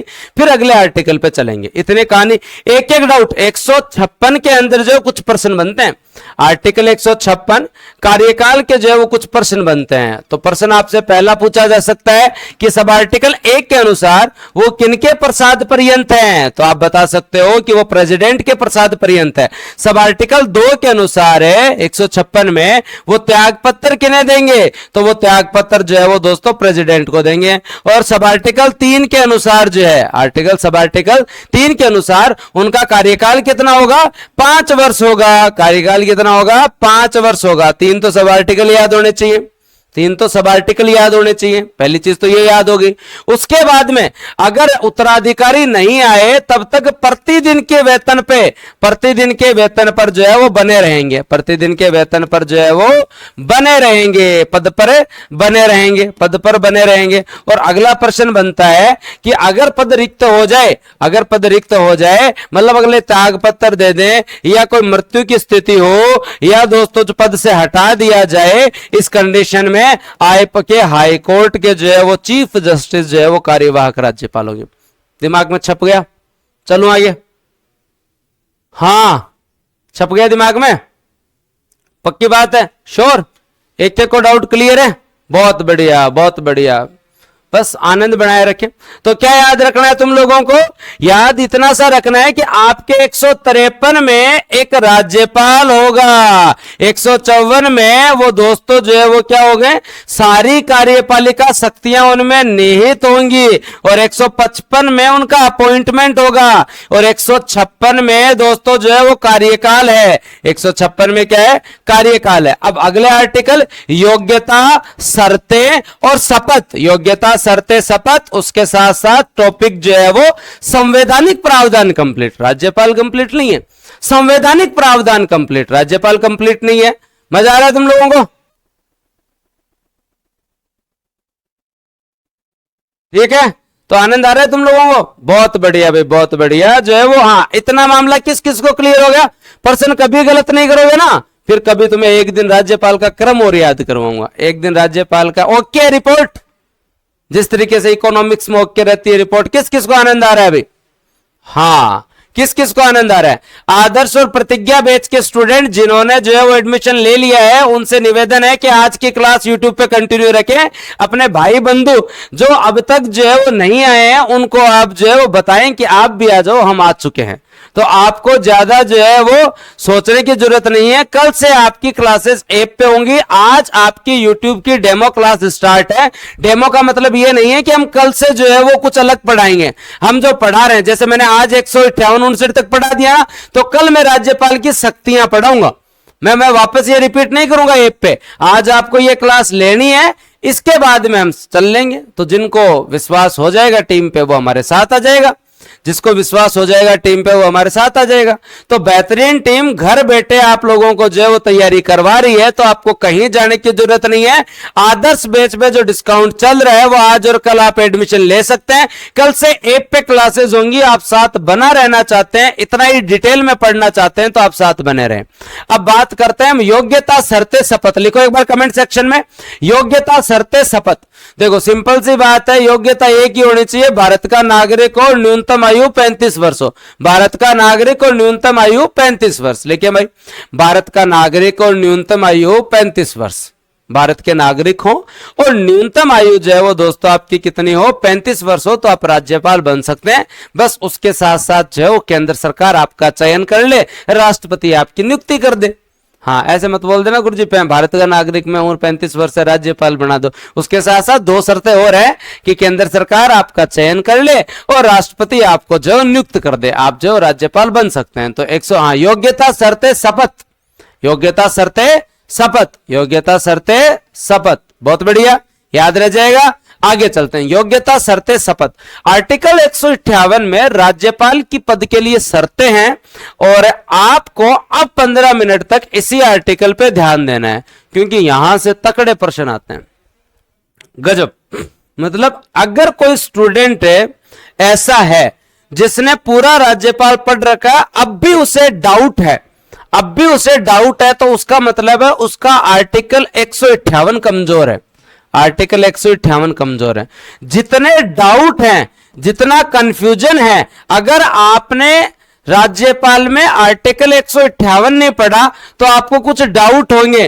क्या एमएलए राज्यपाल बन सकता है, क्या एमपी बन सकता है, क्या उनको वेतन कहां से मिलता है, उनको जो है वो दोस्तों जो है वो आपके यहाँ पे पेंशन कितनी मिलती है, क्या क्या मामला है, उनके वेतन में कमी हो सकती है क्या, वृद्धि हो सकती है क्या, क्या मामला, सारी चीजें अगर आप राज्यपाल के बारे में पढ़ रहे हैं तो इस कंडीशन में आपको प्रॉपर एक चीज पता होनी चाहिए।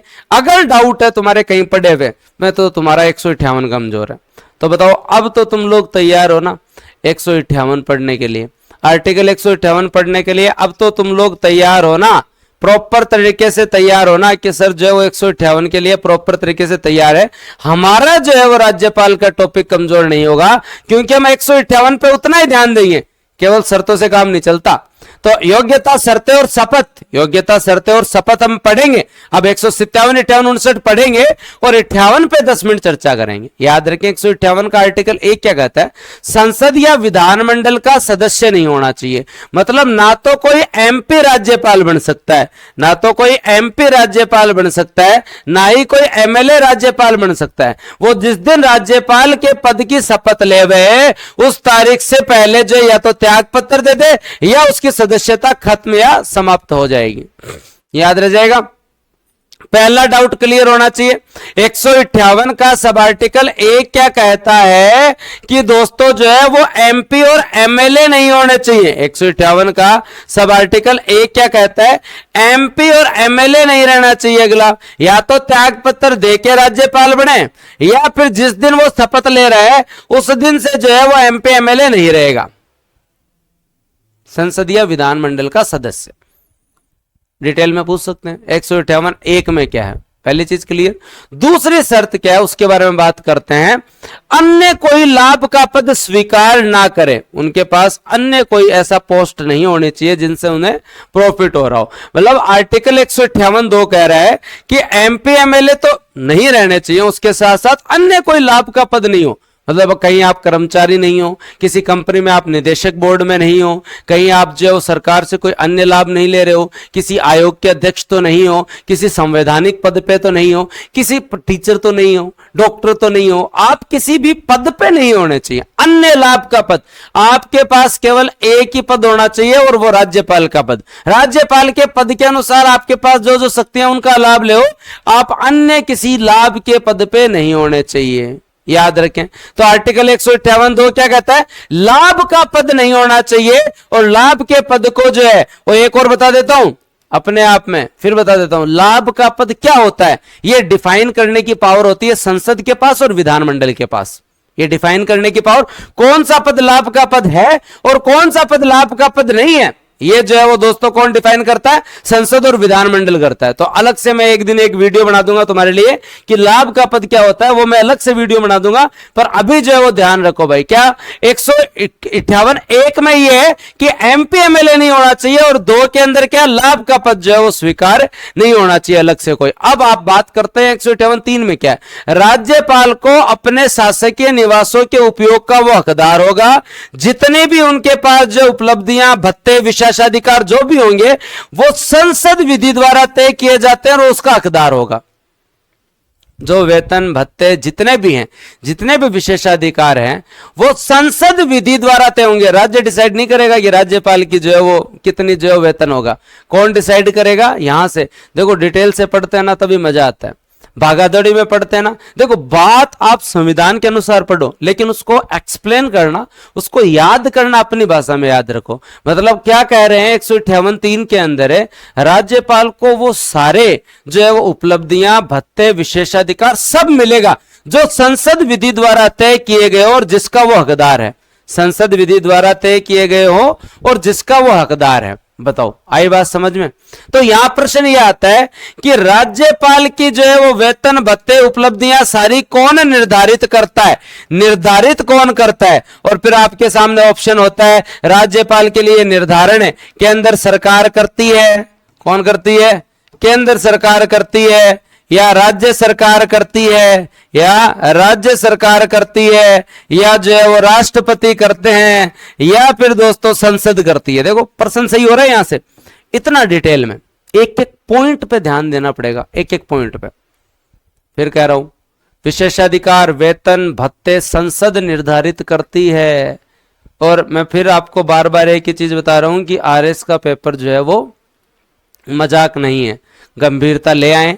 आपने जितनी भी पॉलिटी, जितनी भी हिस्ट्री, ज्योग्राफी किसी एग्जाम के लिए पढ़ी है, वो आपका आधार है, वो पढ़ा हुआ आपके काम आएगा। ऐसा नहीं कि वो काम नहीं आएगा, लेकिन आरएस में सिलेक्शन के लिए आपको गहनता से पढ़ना पड़ेगा, सारी चीज़ों पे ध्यान देना पड़ेगा, तभी आप जो है वो इतनी जो है वो आपकी संख्या है उनमें से आप पहले 15,000 में आ पाएंगे, फिर आप जो है वो आगे जाके जो है वो 3,000 2,000 में आ पाएंगे, फिर सिलेक्शन लेके आप टॉप कर पाएंगे। थोड़ा सा डिटेल में, जनरली हम लोग जब पढ़ते हैं लिखा हुआ हर किताब में होता है, ठीक है, लेकिन पढ़ते टाइम हम चीजों को अवॉइड करते हैं। आरएस के एग्जाम के समय आप अवॉइड नहीं कर सकते। आप क्या नहीं कर सकते, अवॉइड नहीं कर सकते कि जो हाँ पेपर जो है वो लेवल का होगा, उसके साथ साथ पढ़ना भी गहनता से पड़ेगा। सुपरफिशियल पढ़ा हुआ आरएस में जो है वो काम नहीं आएगा। तो समय लग जाए भले ही, आज जैसे मेरा उद्देश्य केवल क्या है तुम लोगों को, आज मेरा उद्देश्य मेरा स्टूडेंट जो भी यहां पढ़ रहा है वो आज 153 से लेकर 159 तक डिटेल से पढ़ ले कि एक गवर्नर होगा, उसमें एग्जीक्यूटिव पावर होंगी, उसका अपॉइंटमेंट होगा। तो ये आपका 154 हो गया, ये 155 हो गया। 156 में उसका जो है वो क्या होगा, कार्यकाल होगा। 156 में उसका क्या होगा, कार्यकाल होगा। अब 157 में जो उसकी योग्यता, 158 में 159 में दोस्तों जो है शपथ। हां, तो अगली क्लास आहार एवं पोषण का, जो कहते हैं ना साइंस कमजोर है, आज पढ़ के देख लेना, तुम्हारा फेवरेट सब्जेक्ट बन जाएगा। संदीप जी तुम्हें जिस स्तर से साइंस पढ़ाएंगे और जैसे रिलेट करके साइंस पढ़ाएंगे ना, तुम्हें मेरी क्लास से भी बढ़िया क्लास लगेगी संदीप जी की। क्योंकि इस इकोनॉमी पॉलिटिक्स क्या है, साइंस समझ में आता है तब लगता है, इको पॉलिटी तो आया वही है, सरल सब्जेक्ट है भाई इकोनॉमिक्स पॉलिटी तो, और मैं पढ़ता हूं तो थोड़े और मतलब सरल हो जाते हैं। लेकिन जब संदीप जी करवाएंगे ना तुम्हें, तो तुम्हें लगेगा एक साइंस, एक ऐसा बंदा तुम्हें पढ़ा रहा है जो मतलब साइंस वालों को साइंस तो कोई पढ़ा दे, आर्ट और कॉमर्स वालों को साइंस पढ़ाया ना, मैं तो उसे साइंस वाला मानूं। हाँ, ऐसे तो मेरे को भी साइंस आती है, मैं भी साइंस का हूं, लेकिन इसका मतलब ये नहीं है कि संदीप जी जो आपको पढ़ाएंगे ना, जैसे आहार एवं पोषण में जैसे तुम्हें विटामिन समझाएंगे, कार्बोहाइड्रेट समझाएंगे, और आपको ये तक बताएंगे कि करंट में ये अभियान चल रहे हैं और यहां से बेटा जी ये प्रश्न आएगा, तब मजा आएगा। तो आहार एवं पोषण का टॉपिक पढ़ने के लिए अगर तुम तैयार हो तो 11 बजे तक यहां बने रहिए। मैं तुम्हें राज्यपाल का टॉपिक कंप्लीट करवाने के बाद में आपके मार्गदर्शन के रूप में संदीप शर्मा सर जो है वो नेतृत्व करेंगे और 2 घंटे तुम्हें रज के पूरा टॉपिक पढ़ाएंगे और वो टॉपिक होगा आहार एवं पोषण का। और जिनको समस्या है ना साइंस के अंदर, वो जो है वो भूल जाओ तुम लोग। तो तभी तो बूस्टर के अंदर जो है कंटेंट के साथ साथ हर फैकल्टी तुम्हें आनंद से पढ़ाएंगे। हाँ देखो आगे संदीप सर वाले सारे स्टूडेंट, चलो भाई। तो जो है वो साइंस का दुख जो है अब खत्म हो जाएगा, साइंस का दर्द जो है खत्म हो जाएगा और आप बूस्टर पे हो तो फिर आपको किसी प्रकार की टेंशन लेने की जरूरत नहीं है, ठीक है। और सर पढ़ाएंगे और मैं इससे ज्यादा तुम्हें क्या बताऊं। हाँ आगे बात करते हैं। अपन ने आर्टिकल 151 1 पढ़ा, 2 पढ़ा, 3 पढ़ा और 101 2 और 3 क्या कहता है। एक कहता है कि एमपी एमएलए नहीं होने चाहिए, 2 कहता है कि लाभ का पद नहीं होना चाहिए, 3 कहते हैं कि वेतन भत्ते परिलब्धियां विशेषाधिकार सब कौन डिसाइड करेगा, संसद द्वारा तय करे जाएंगे। अब हम आगे चलते हैं। अगर आपका राज्यपाल का टॉपिक सही है, क्लियर है, कोई डाउट नहीं है, मतलब 158 अच्छे से पढ़ा है, मतलब 158 अच्छे से पढ़ा है। 158 3 का जो है वो क्या कहता है, यदि राज्यपाल है, एक से अधिक राज्यों में राज्यपाल है, तो उनके वेतन और कार्य का निर्धारण राष्ट्रपति करेंगे। कौन करेंगे? राष्ट्रपति करेंगे। अब देखो मैं फिर बताता हूं आप लोगों को। यहां आपका आर्टिकल 158 है, आर्टिकल 158। अगर आप सही से पॉलिटी पढ़ो डाउट रहेगा ही नहीं। 158 में जो है वो 3 क्या कह रहा था कि वेतन भत्ते विशेषाधिकार ये सब कुछ कौन डिसाइड करता है। वेतन भत्ते विशेषाधिकार ये सब कुछ कौन डिसाइड करता है। ये सब कुछ डिसाइड करती है संसद। ये सब कुछ डिसाइड करती है संसद। कौन करती है? संसद करती है। अब 158 3 का क्या कह रहा है कि भाई अगर 2 राज्य में हो तुम लोग, अगर तुम 2 राज्य में हो, उस कंडीशन में तुम्हें वेतन कैसे मिलेंगे और तुम्हारे कार्य कैसे कैसे तुम करोगे, ये काम जो है वो प्रेसिडेंट डिसाइड करेगा। अब कंफ्यूजन नहीं रहेगा। कौन डिसाइड करेगा? प्रेसिडेंट डिसाइड करेगा। और परंपरा ये कहती है अगर तुम 2 राज्य में हो तो तुम्हारा वेतन अगले आधा आधा दे देंगे, समान रूप से जो है वो आधा आधा जो है वो मिल जाएगा। बताओ डाउट क्लियर? 158 3 क्या समझ में आ गया तो डाउट नहीं रहेगा। अब यहां 2 क्वेश्चन बनते हैं कि वेतन भत्ते विशेषाधिकार का डिसीजन संसद करती है, लेकिन अगर 2 राज्य हैं और वहां आप काम कर रहे हो तो फिर बाद में वेतन कौन करेगा, कार्य को कैसे कैसे करोगे तो कौन डिसाइड करेगा? प्रेसिडेंट डिसाइड करेगा। और परंपरा यह कहती है कि आधा आधा दोनों दे देंगे। आए बात समझ में? वेतन की बात एकदम क्लियर। फिर आगे चलते हैं और अगली बात जो है वो देखते हैं। और अगली बात में आप लोगों को याद रखना है। अब क्या याद रखना है? राज्यपाल की पदावधि के दौरान कोई भी कटौती नहीं की जा सकती, कोई भी अलाभकारी परिवर्तन नहीं किया जा सकता, कोई भी जो है वो कटौती नहीं की जा सकती। तुम चाहो तो उनका वेतन बढ़ा दो, भले तुम चाहो तो जो है उनके घर पे 4 गार्ड और लगा दो, तुम चाहो तो जो है वो उनका जो है मकान और बड़ा कर दो, जो करना है वो कर दो आप। हाँ गाड़ियां उनके काफिले में बढ़ा दो, डॉक्टर बढ़ा दो, अग्निशमन जो आपका एम्बुलेंस है वो बढ़ा दो, चाहे और जो भी चीजें वो बढ़ा दो, कम नहीं कर सकते। तो 158 4 क्या कहता है? राज्यपाल की पदावधि के दौरान कोई भी अलाभकारी परिवर्तन, कोई भी कटौती नहीं की जा सकती, वर्दी आप कर सकते हो। बताओ किस किस को समझ में आया? आर्टिकल 158 4 किस किस को समझ में आया?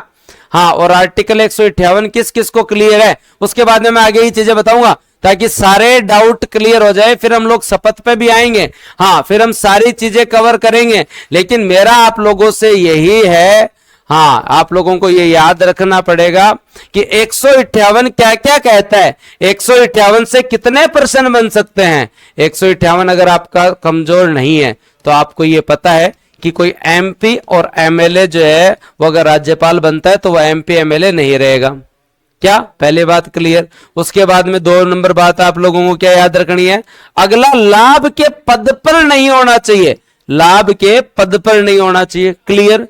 3 नंबर बात क्या याद रखनी है भाई? 3 नंबर बात याद रखनी है कि संसद डिसाइड करेगी कि उनके वेतन, भत्ते, परिलब्धियां, विशेषाधिकार क्या होंगे? कसर ये भी क्लियर है। और फिर 4 नंबर बात क्या याद रखनी है? 3 कह क्या कहता है कि अगर दो राज्य में है तो फिर वेतन कैसे चुकाया जाएगा? ये दोस्तों याद रख लेना, राष्ट्रपति साहब डिसाइड करेंगे। कौन डिसाइड करेंगे? राष्ट्रपति साहब। और 4 क्या कहता है? कोई कटौती नहीं की जा सकती, कोई कटौती नहीं की जा सकती। बताओ, एकदम क्लियर? सर समझिए क्या, हमें तो याद ही हो गया। समझिए क्या, हमें तो याद ही हो गया। याद हो गया तो फिर बाद में जो है और आगे चलते हैं और ध्यान देते हैं अपन जो है वो। इसमें अब और कुछ डाउट और आ सकते हैं, उनका भी जो है समाधान साथ ही कर लेते हैं। अब समाधान क्या करना है भाई कि वेतन जो है आपका, जो वेतन जो है राज्यपाल का वेतन जो है वो राज्य की संचित निधि पर भारित होता है। वेतन किस पे भारित होता है? राज्य की संचित निधि पर भारित होता है। राज्य की संचित निधि पर भारित होता है, मतलब राज्य सरकार देगी। कौन देगी? राज्य सरकार। पहले क्लियर? लेकिन वेतन का निर्धारण कौन करेगा? वेतन का निर्धारण संसद करेगी। वेतन का निर्धारण कौन करेगी? संसद करेगी। वेतन का निर्धारण कौन करेगी? संसद करेगी। पहली चीज क्लियर। अब उसके बाद में पेंशन जो होती है, पेंशन जो है वो दोस्तों आपको जो पेंशन तो भाई बात राज्य थोड़ी देगा, पेंशन केंद्र की संचित निधि पर भारित होती है। केंद्र की संचित निधि पर भारित होती है। केंद्र की संचित निधि पर भारित है। केंद्र की संचित निधि पर भारित है। लेकिन हाँ, इसका निर्धारण कौन करेगा? निर्धारण संसद करेगी। निर्धारण कौन करेगी? संसद करेगी। लेकिन अगर 2 से ज्यादा राज्यों में आप लग रखे हो, मान लो आप 2 राज्य में हो तो वेतन कितना कितना कौन देगा इसका निर्धारण राष्ट्रपति करेगा। टोटल वेतन का डिसीजन संसद। वेतन देगा कौन? राज्य की संचित निधि से। कौन सा राज्य कितना देगा ये डिसीजन राष्ट्रपति का। अब बताओ, आनंद आया तुम लोगों को? हाँ, booster is best. Thank you thank you thank you. Sir आप क्या आईएएस की तैयारी भी करवा रहे हैं क्या? अब स्टेट पॉलिटी जो है वो बेसिक तो आईएएस में भी आती है, और हम आशा करते हैं कि अगली जुलाई तक यूपीएससी का बैच भी आपको बूस्टर पे मिलेगा। तो अभी हम पहले आरएस के अंदर जो है वो पूरी पारंगतता लाते हैं, और उसके बाद में जो है वो दोस्तों जो है वो आगे अगले साल आपको यूपीएससी का भी मिलेगा। तो बूस्टर अब सिविल सर्विसेज के अंदर आगे जो है वो बढ़ेगा ही। तो एक बार आप लोग जो है प्रॉपर तरीके से आरएस की तैयारी करिए, फिर आगे भी हम पढ़ेंगे।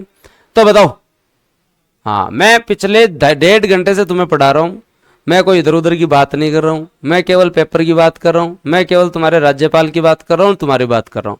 हमारे यहाँ केवल ऐसे ही पढ़ाया जाएगा, इधर उधर की कोई बात नहीं की जाएगी। इधर उधर की बातों से प्रश्न सही नहीं होते हैं। हमें कोई शेरो शायरी नहीं आती किसी भी प्रकार की, ना ही हमें कोई चुटकुले आते हैं भाई, क्योंकि कंटेंट इतना होता है तो ना शेरो शायरी की ना कोई चुटकुलों की जरूरत नहीं पड़ती। और हम पढ़ाने में इतना जो है वो लीन हो जाते हैं, और हमारा स्टूडेंट इतना जो है उसके अंदर इंटरेस्ट ले लेता है कि हमें ना कोई मजाक की, ना किसी चुटकुले की, ना किसी कहानी की जरूरत ही नहीं पड़ती। ना हमारे स्टूडेंट को पता चलता है कि 1.5-2 घंटे हो गए, ना हमें पता चलता। जब कंटेंट में ही इतना मजा है तो फिर बाद में इधर उधर की बातों की कोई जरूरत है क्या?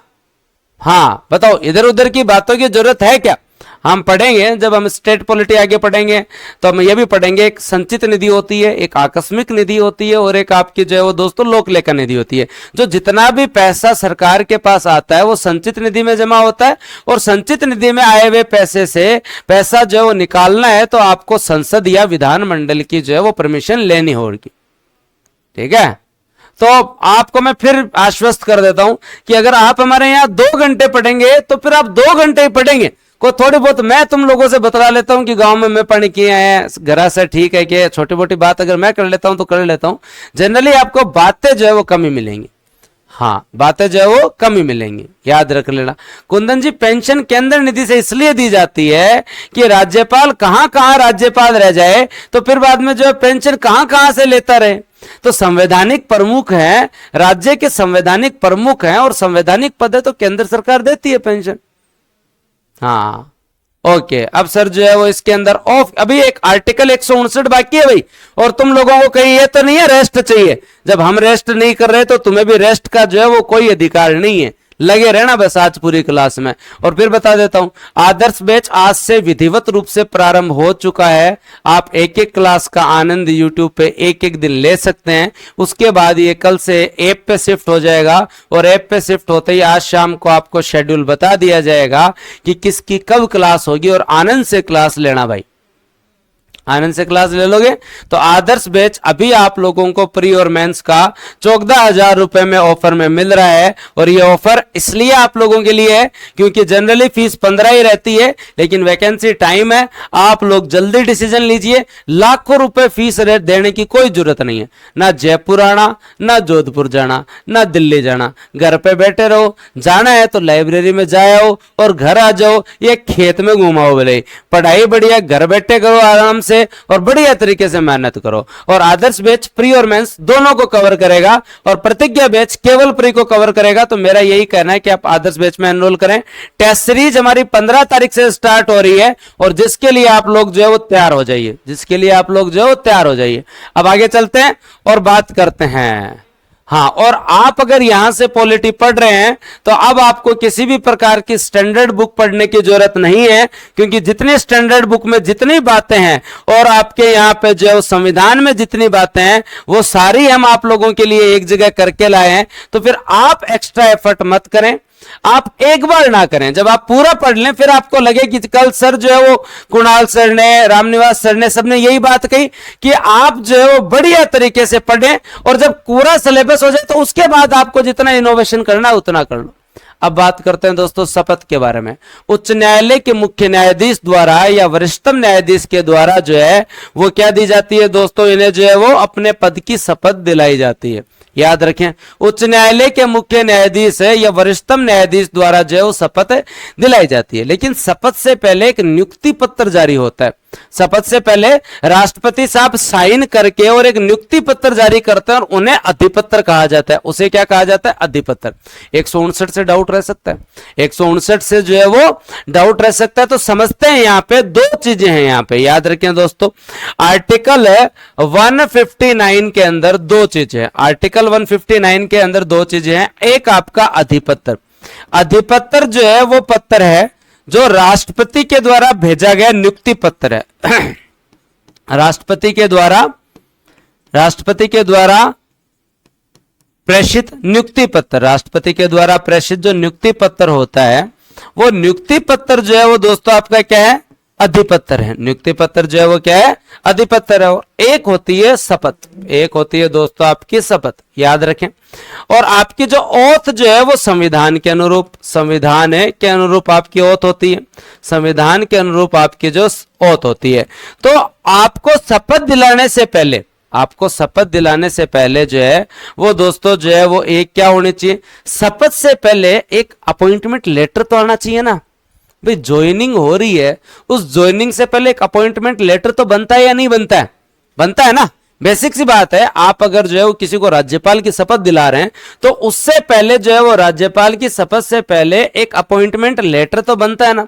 तो जब अपॉइंटमेंट लेटर एक जब बनता है तो वो अपॉइंटमेंट लेटर को हम क्या बोलते हैं? अधिपत्र। उसे हम क्या बोलते हैं? अधिपत्र। और अधिपत्र जो है पढ़ के कौन सुनाता है भाई? अधिपत्र पढ़ के कौन सुनाता है?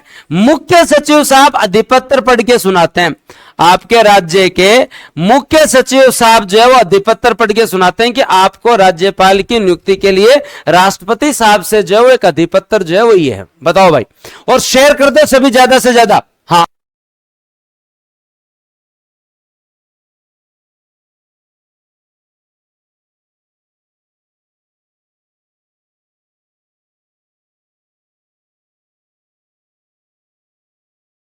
हाँ, एकदम पहली चीज क्लियर आई क्या? कौन पढ़कर सुनाता है?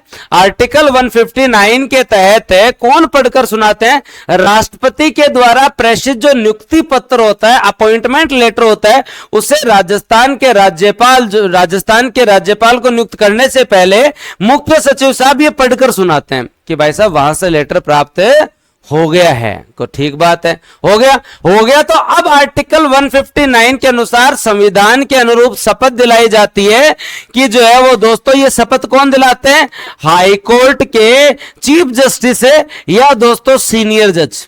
याद रखें, या तो मुख्य न्यायाधीश या दोस्तों वरिष्ठ न्यायाधीश, या तो मुख्य न्यायाधीश या फिर बाद में वरिष्ठ न्यायाधीश। ये बताओ किस किस को क्लियर है?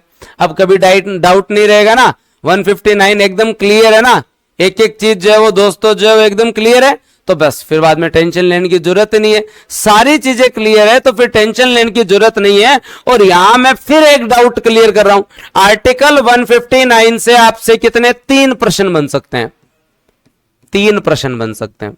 हर आर्टिकल के प्रश्न बना के बता दिए हैं, अब गलत मत कराना भाई साहब।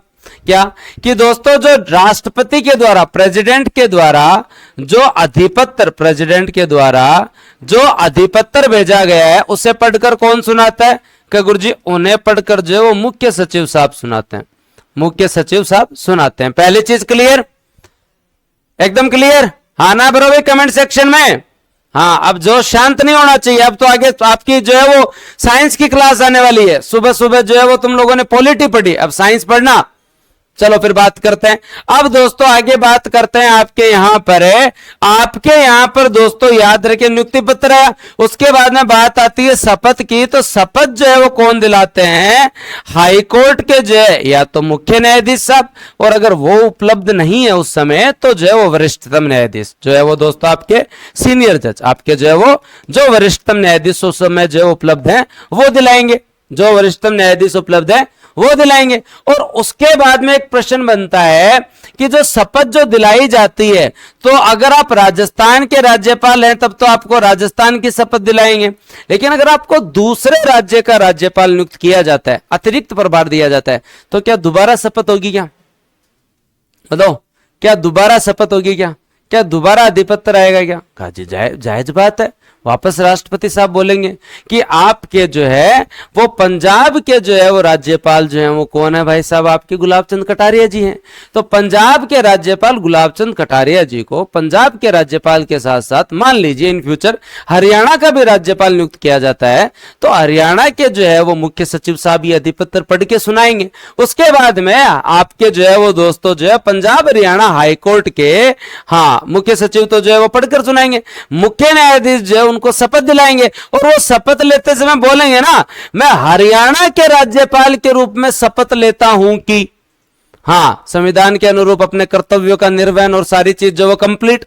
ये एकदम बेसिक चीज है ना, कभी ये प्रश्न तो गलत नहीं करोगे ना। आज आपके सारे डाउट क्लियर हो रहे हैं गवर्नर से संबंधित, सारे डाउट क्लियर, क्योंकि ये सारी प्रैक्टिकल बातें हैं, ये सारी की सारी प्रैक्टिकल बातें हैं और जिनको आप कवर कर सकते हैं। अब देखो मैंने जो जितना पढ़ाया है उनमें से आप लोगों को एक बार कुछ प्रश्न पूछता हूं और तुम बताना उन प्रश्नों के जवाब। तैयार हो? 5-7 प्रश्न पूछ लूं? 5-7 प्रश्न पूछ लूं? चलो पहला प्रश्न तो आप लोग ये बताएं कि आपका एक राज्यपाल होगा, ये कौन से आर्टिकल में लिखा हुआ है? प्रत्येक राज्य का एक राज्यपाल होगा, ये कौन से आर्टिकल में लिखा हुआ है? जल्दी बताओ भाई। तो आर्टिकल जो है वो 153 में लिखा हुआ है कि एक राज्यपाल होगा। तो आप मुझे बताओ कौन से संविधान संशोधन के द्वारा आपके यहां पर, कौन से संविधान संशोधन के द्वारा यह कहा गया कि एक व्यक्ति, एक प्रश्न, एक या एक से अधिक, 2 या 2 से अधिक स्टेट का गवर्नर भी रह सकता है? कौन से संविधान संशोधन द्वारा कहा गया? बताओ कमेंट सेक्शन में। हाँ बहुत बढ़िया, तुम्हें पहले से याद है, आर्टिकल तो सारे याद होने ही थे। Very good. चलो अगला प्रश्न आप लोगों के लिए, 7वें संविधान संशोधन द्वारा किया गया। बहुत बढ़िया। अब आगे बात करते हैं कि राज्य की कार्यपालिका शक्तियां जो है वो राज्यपाल में निहित होंगी। ये आर्टिकल 154 में जो है वो कहा गया है। लेकिन आप मुझे बताएं इन शक्तियों का उपयोग वो किसके माध्यम से करेगा?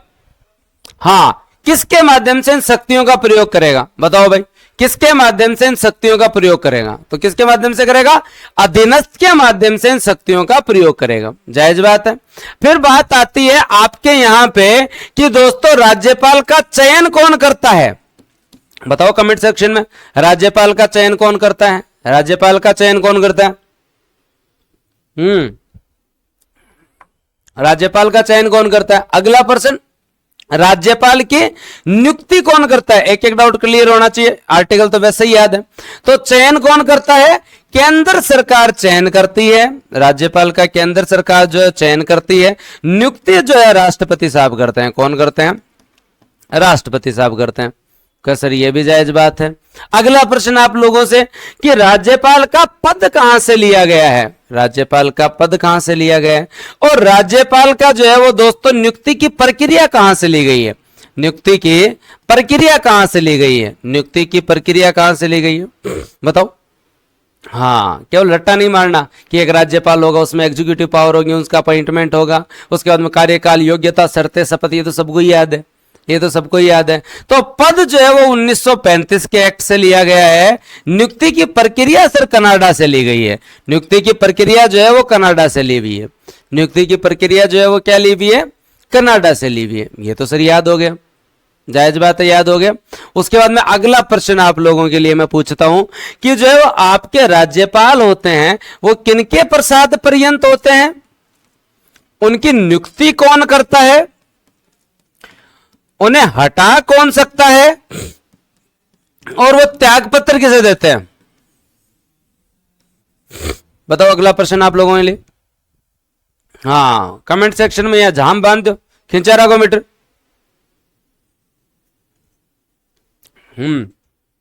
लिखो भाई सभी के सभी, कमेंट सेक्शन में सभी के सभी लिखो, बहुत बढ़िया। तो याद रखें दोस्तों, आपके यहाँ पे प्रसाद पर्यंत नियुक्ति, और जो है वो दोस्तों आप लोगों को याद रखना होगा, कंप्लीटली याद रखना होगा कि राष्ट्रपति। अब अगला प्रश्न आप लोगों से मैं पूछता हूं, ये आपका जवाब एकदम सही है कि आपके यहां पर अगर उत्तराधिकारी नहीं आए, कार्यकाल 5 वर्ष का पूरा हो गया, तो इस कंडीशन के अंदर जो है वो दोस्तों जो है वो प्रति माह के वेतन पे बने रहते हैं या प्रति दिन के वेतन पे बने रहते हैं, प्रति माह के वेतन पे बने रहते हैं या प्रति दिन के वेतन पे बने रहते हैं, प्रति माह के वेतन पे बने रहते हैं या प्रति दिन के वेतन पर बने रहते हैं।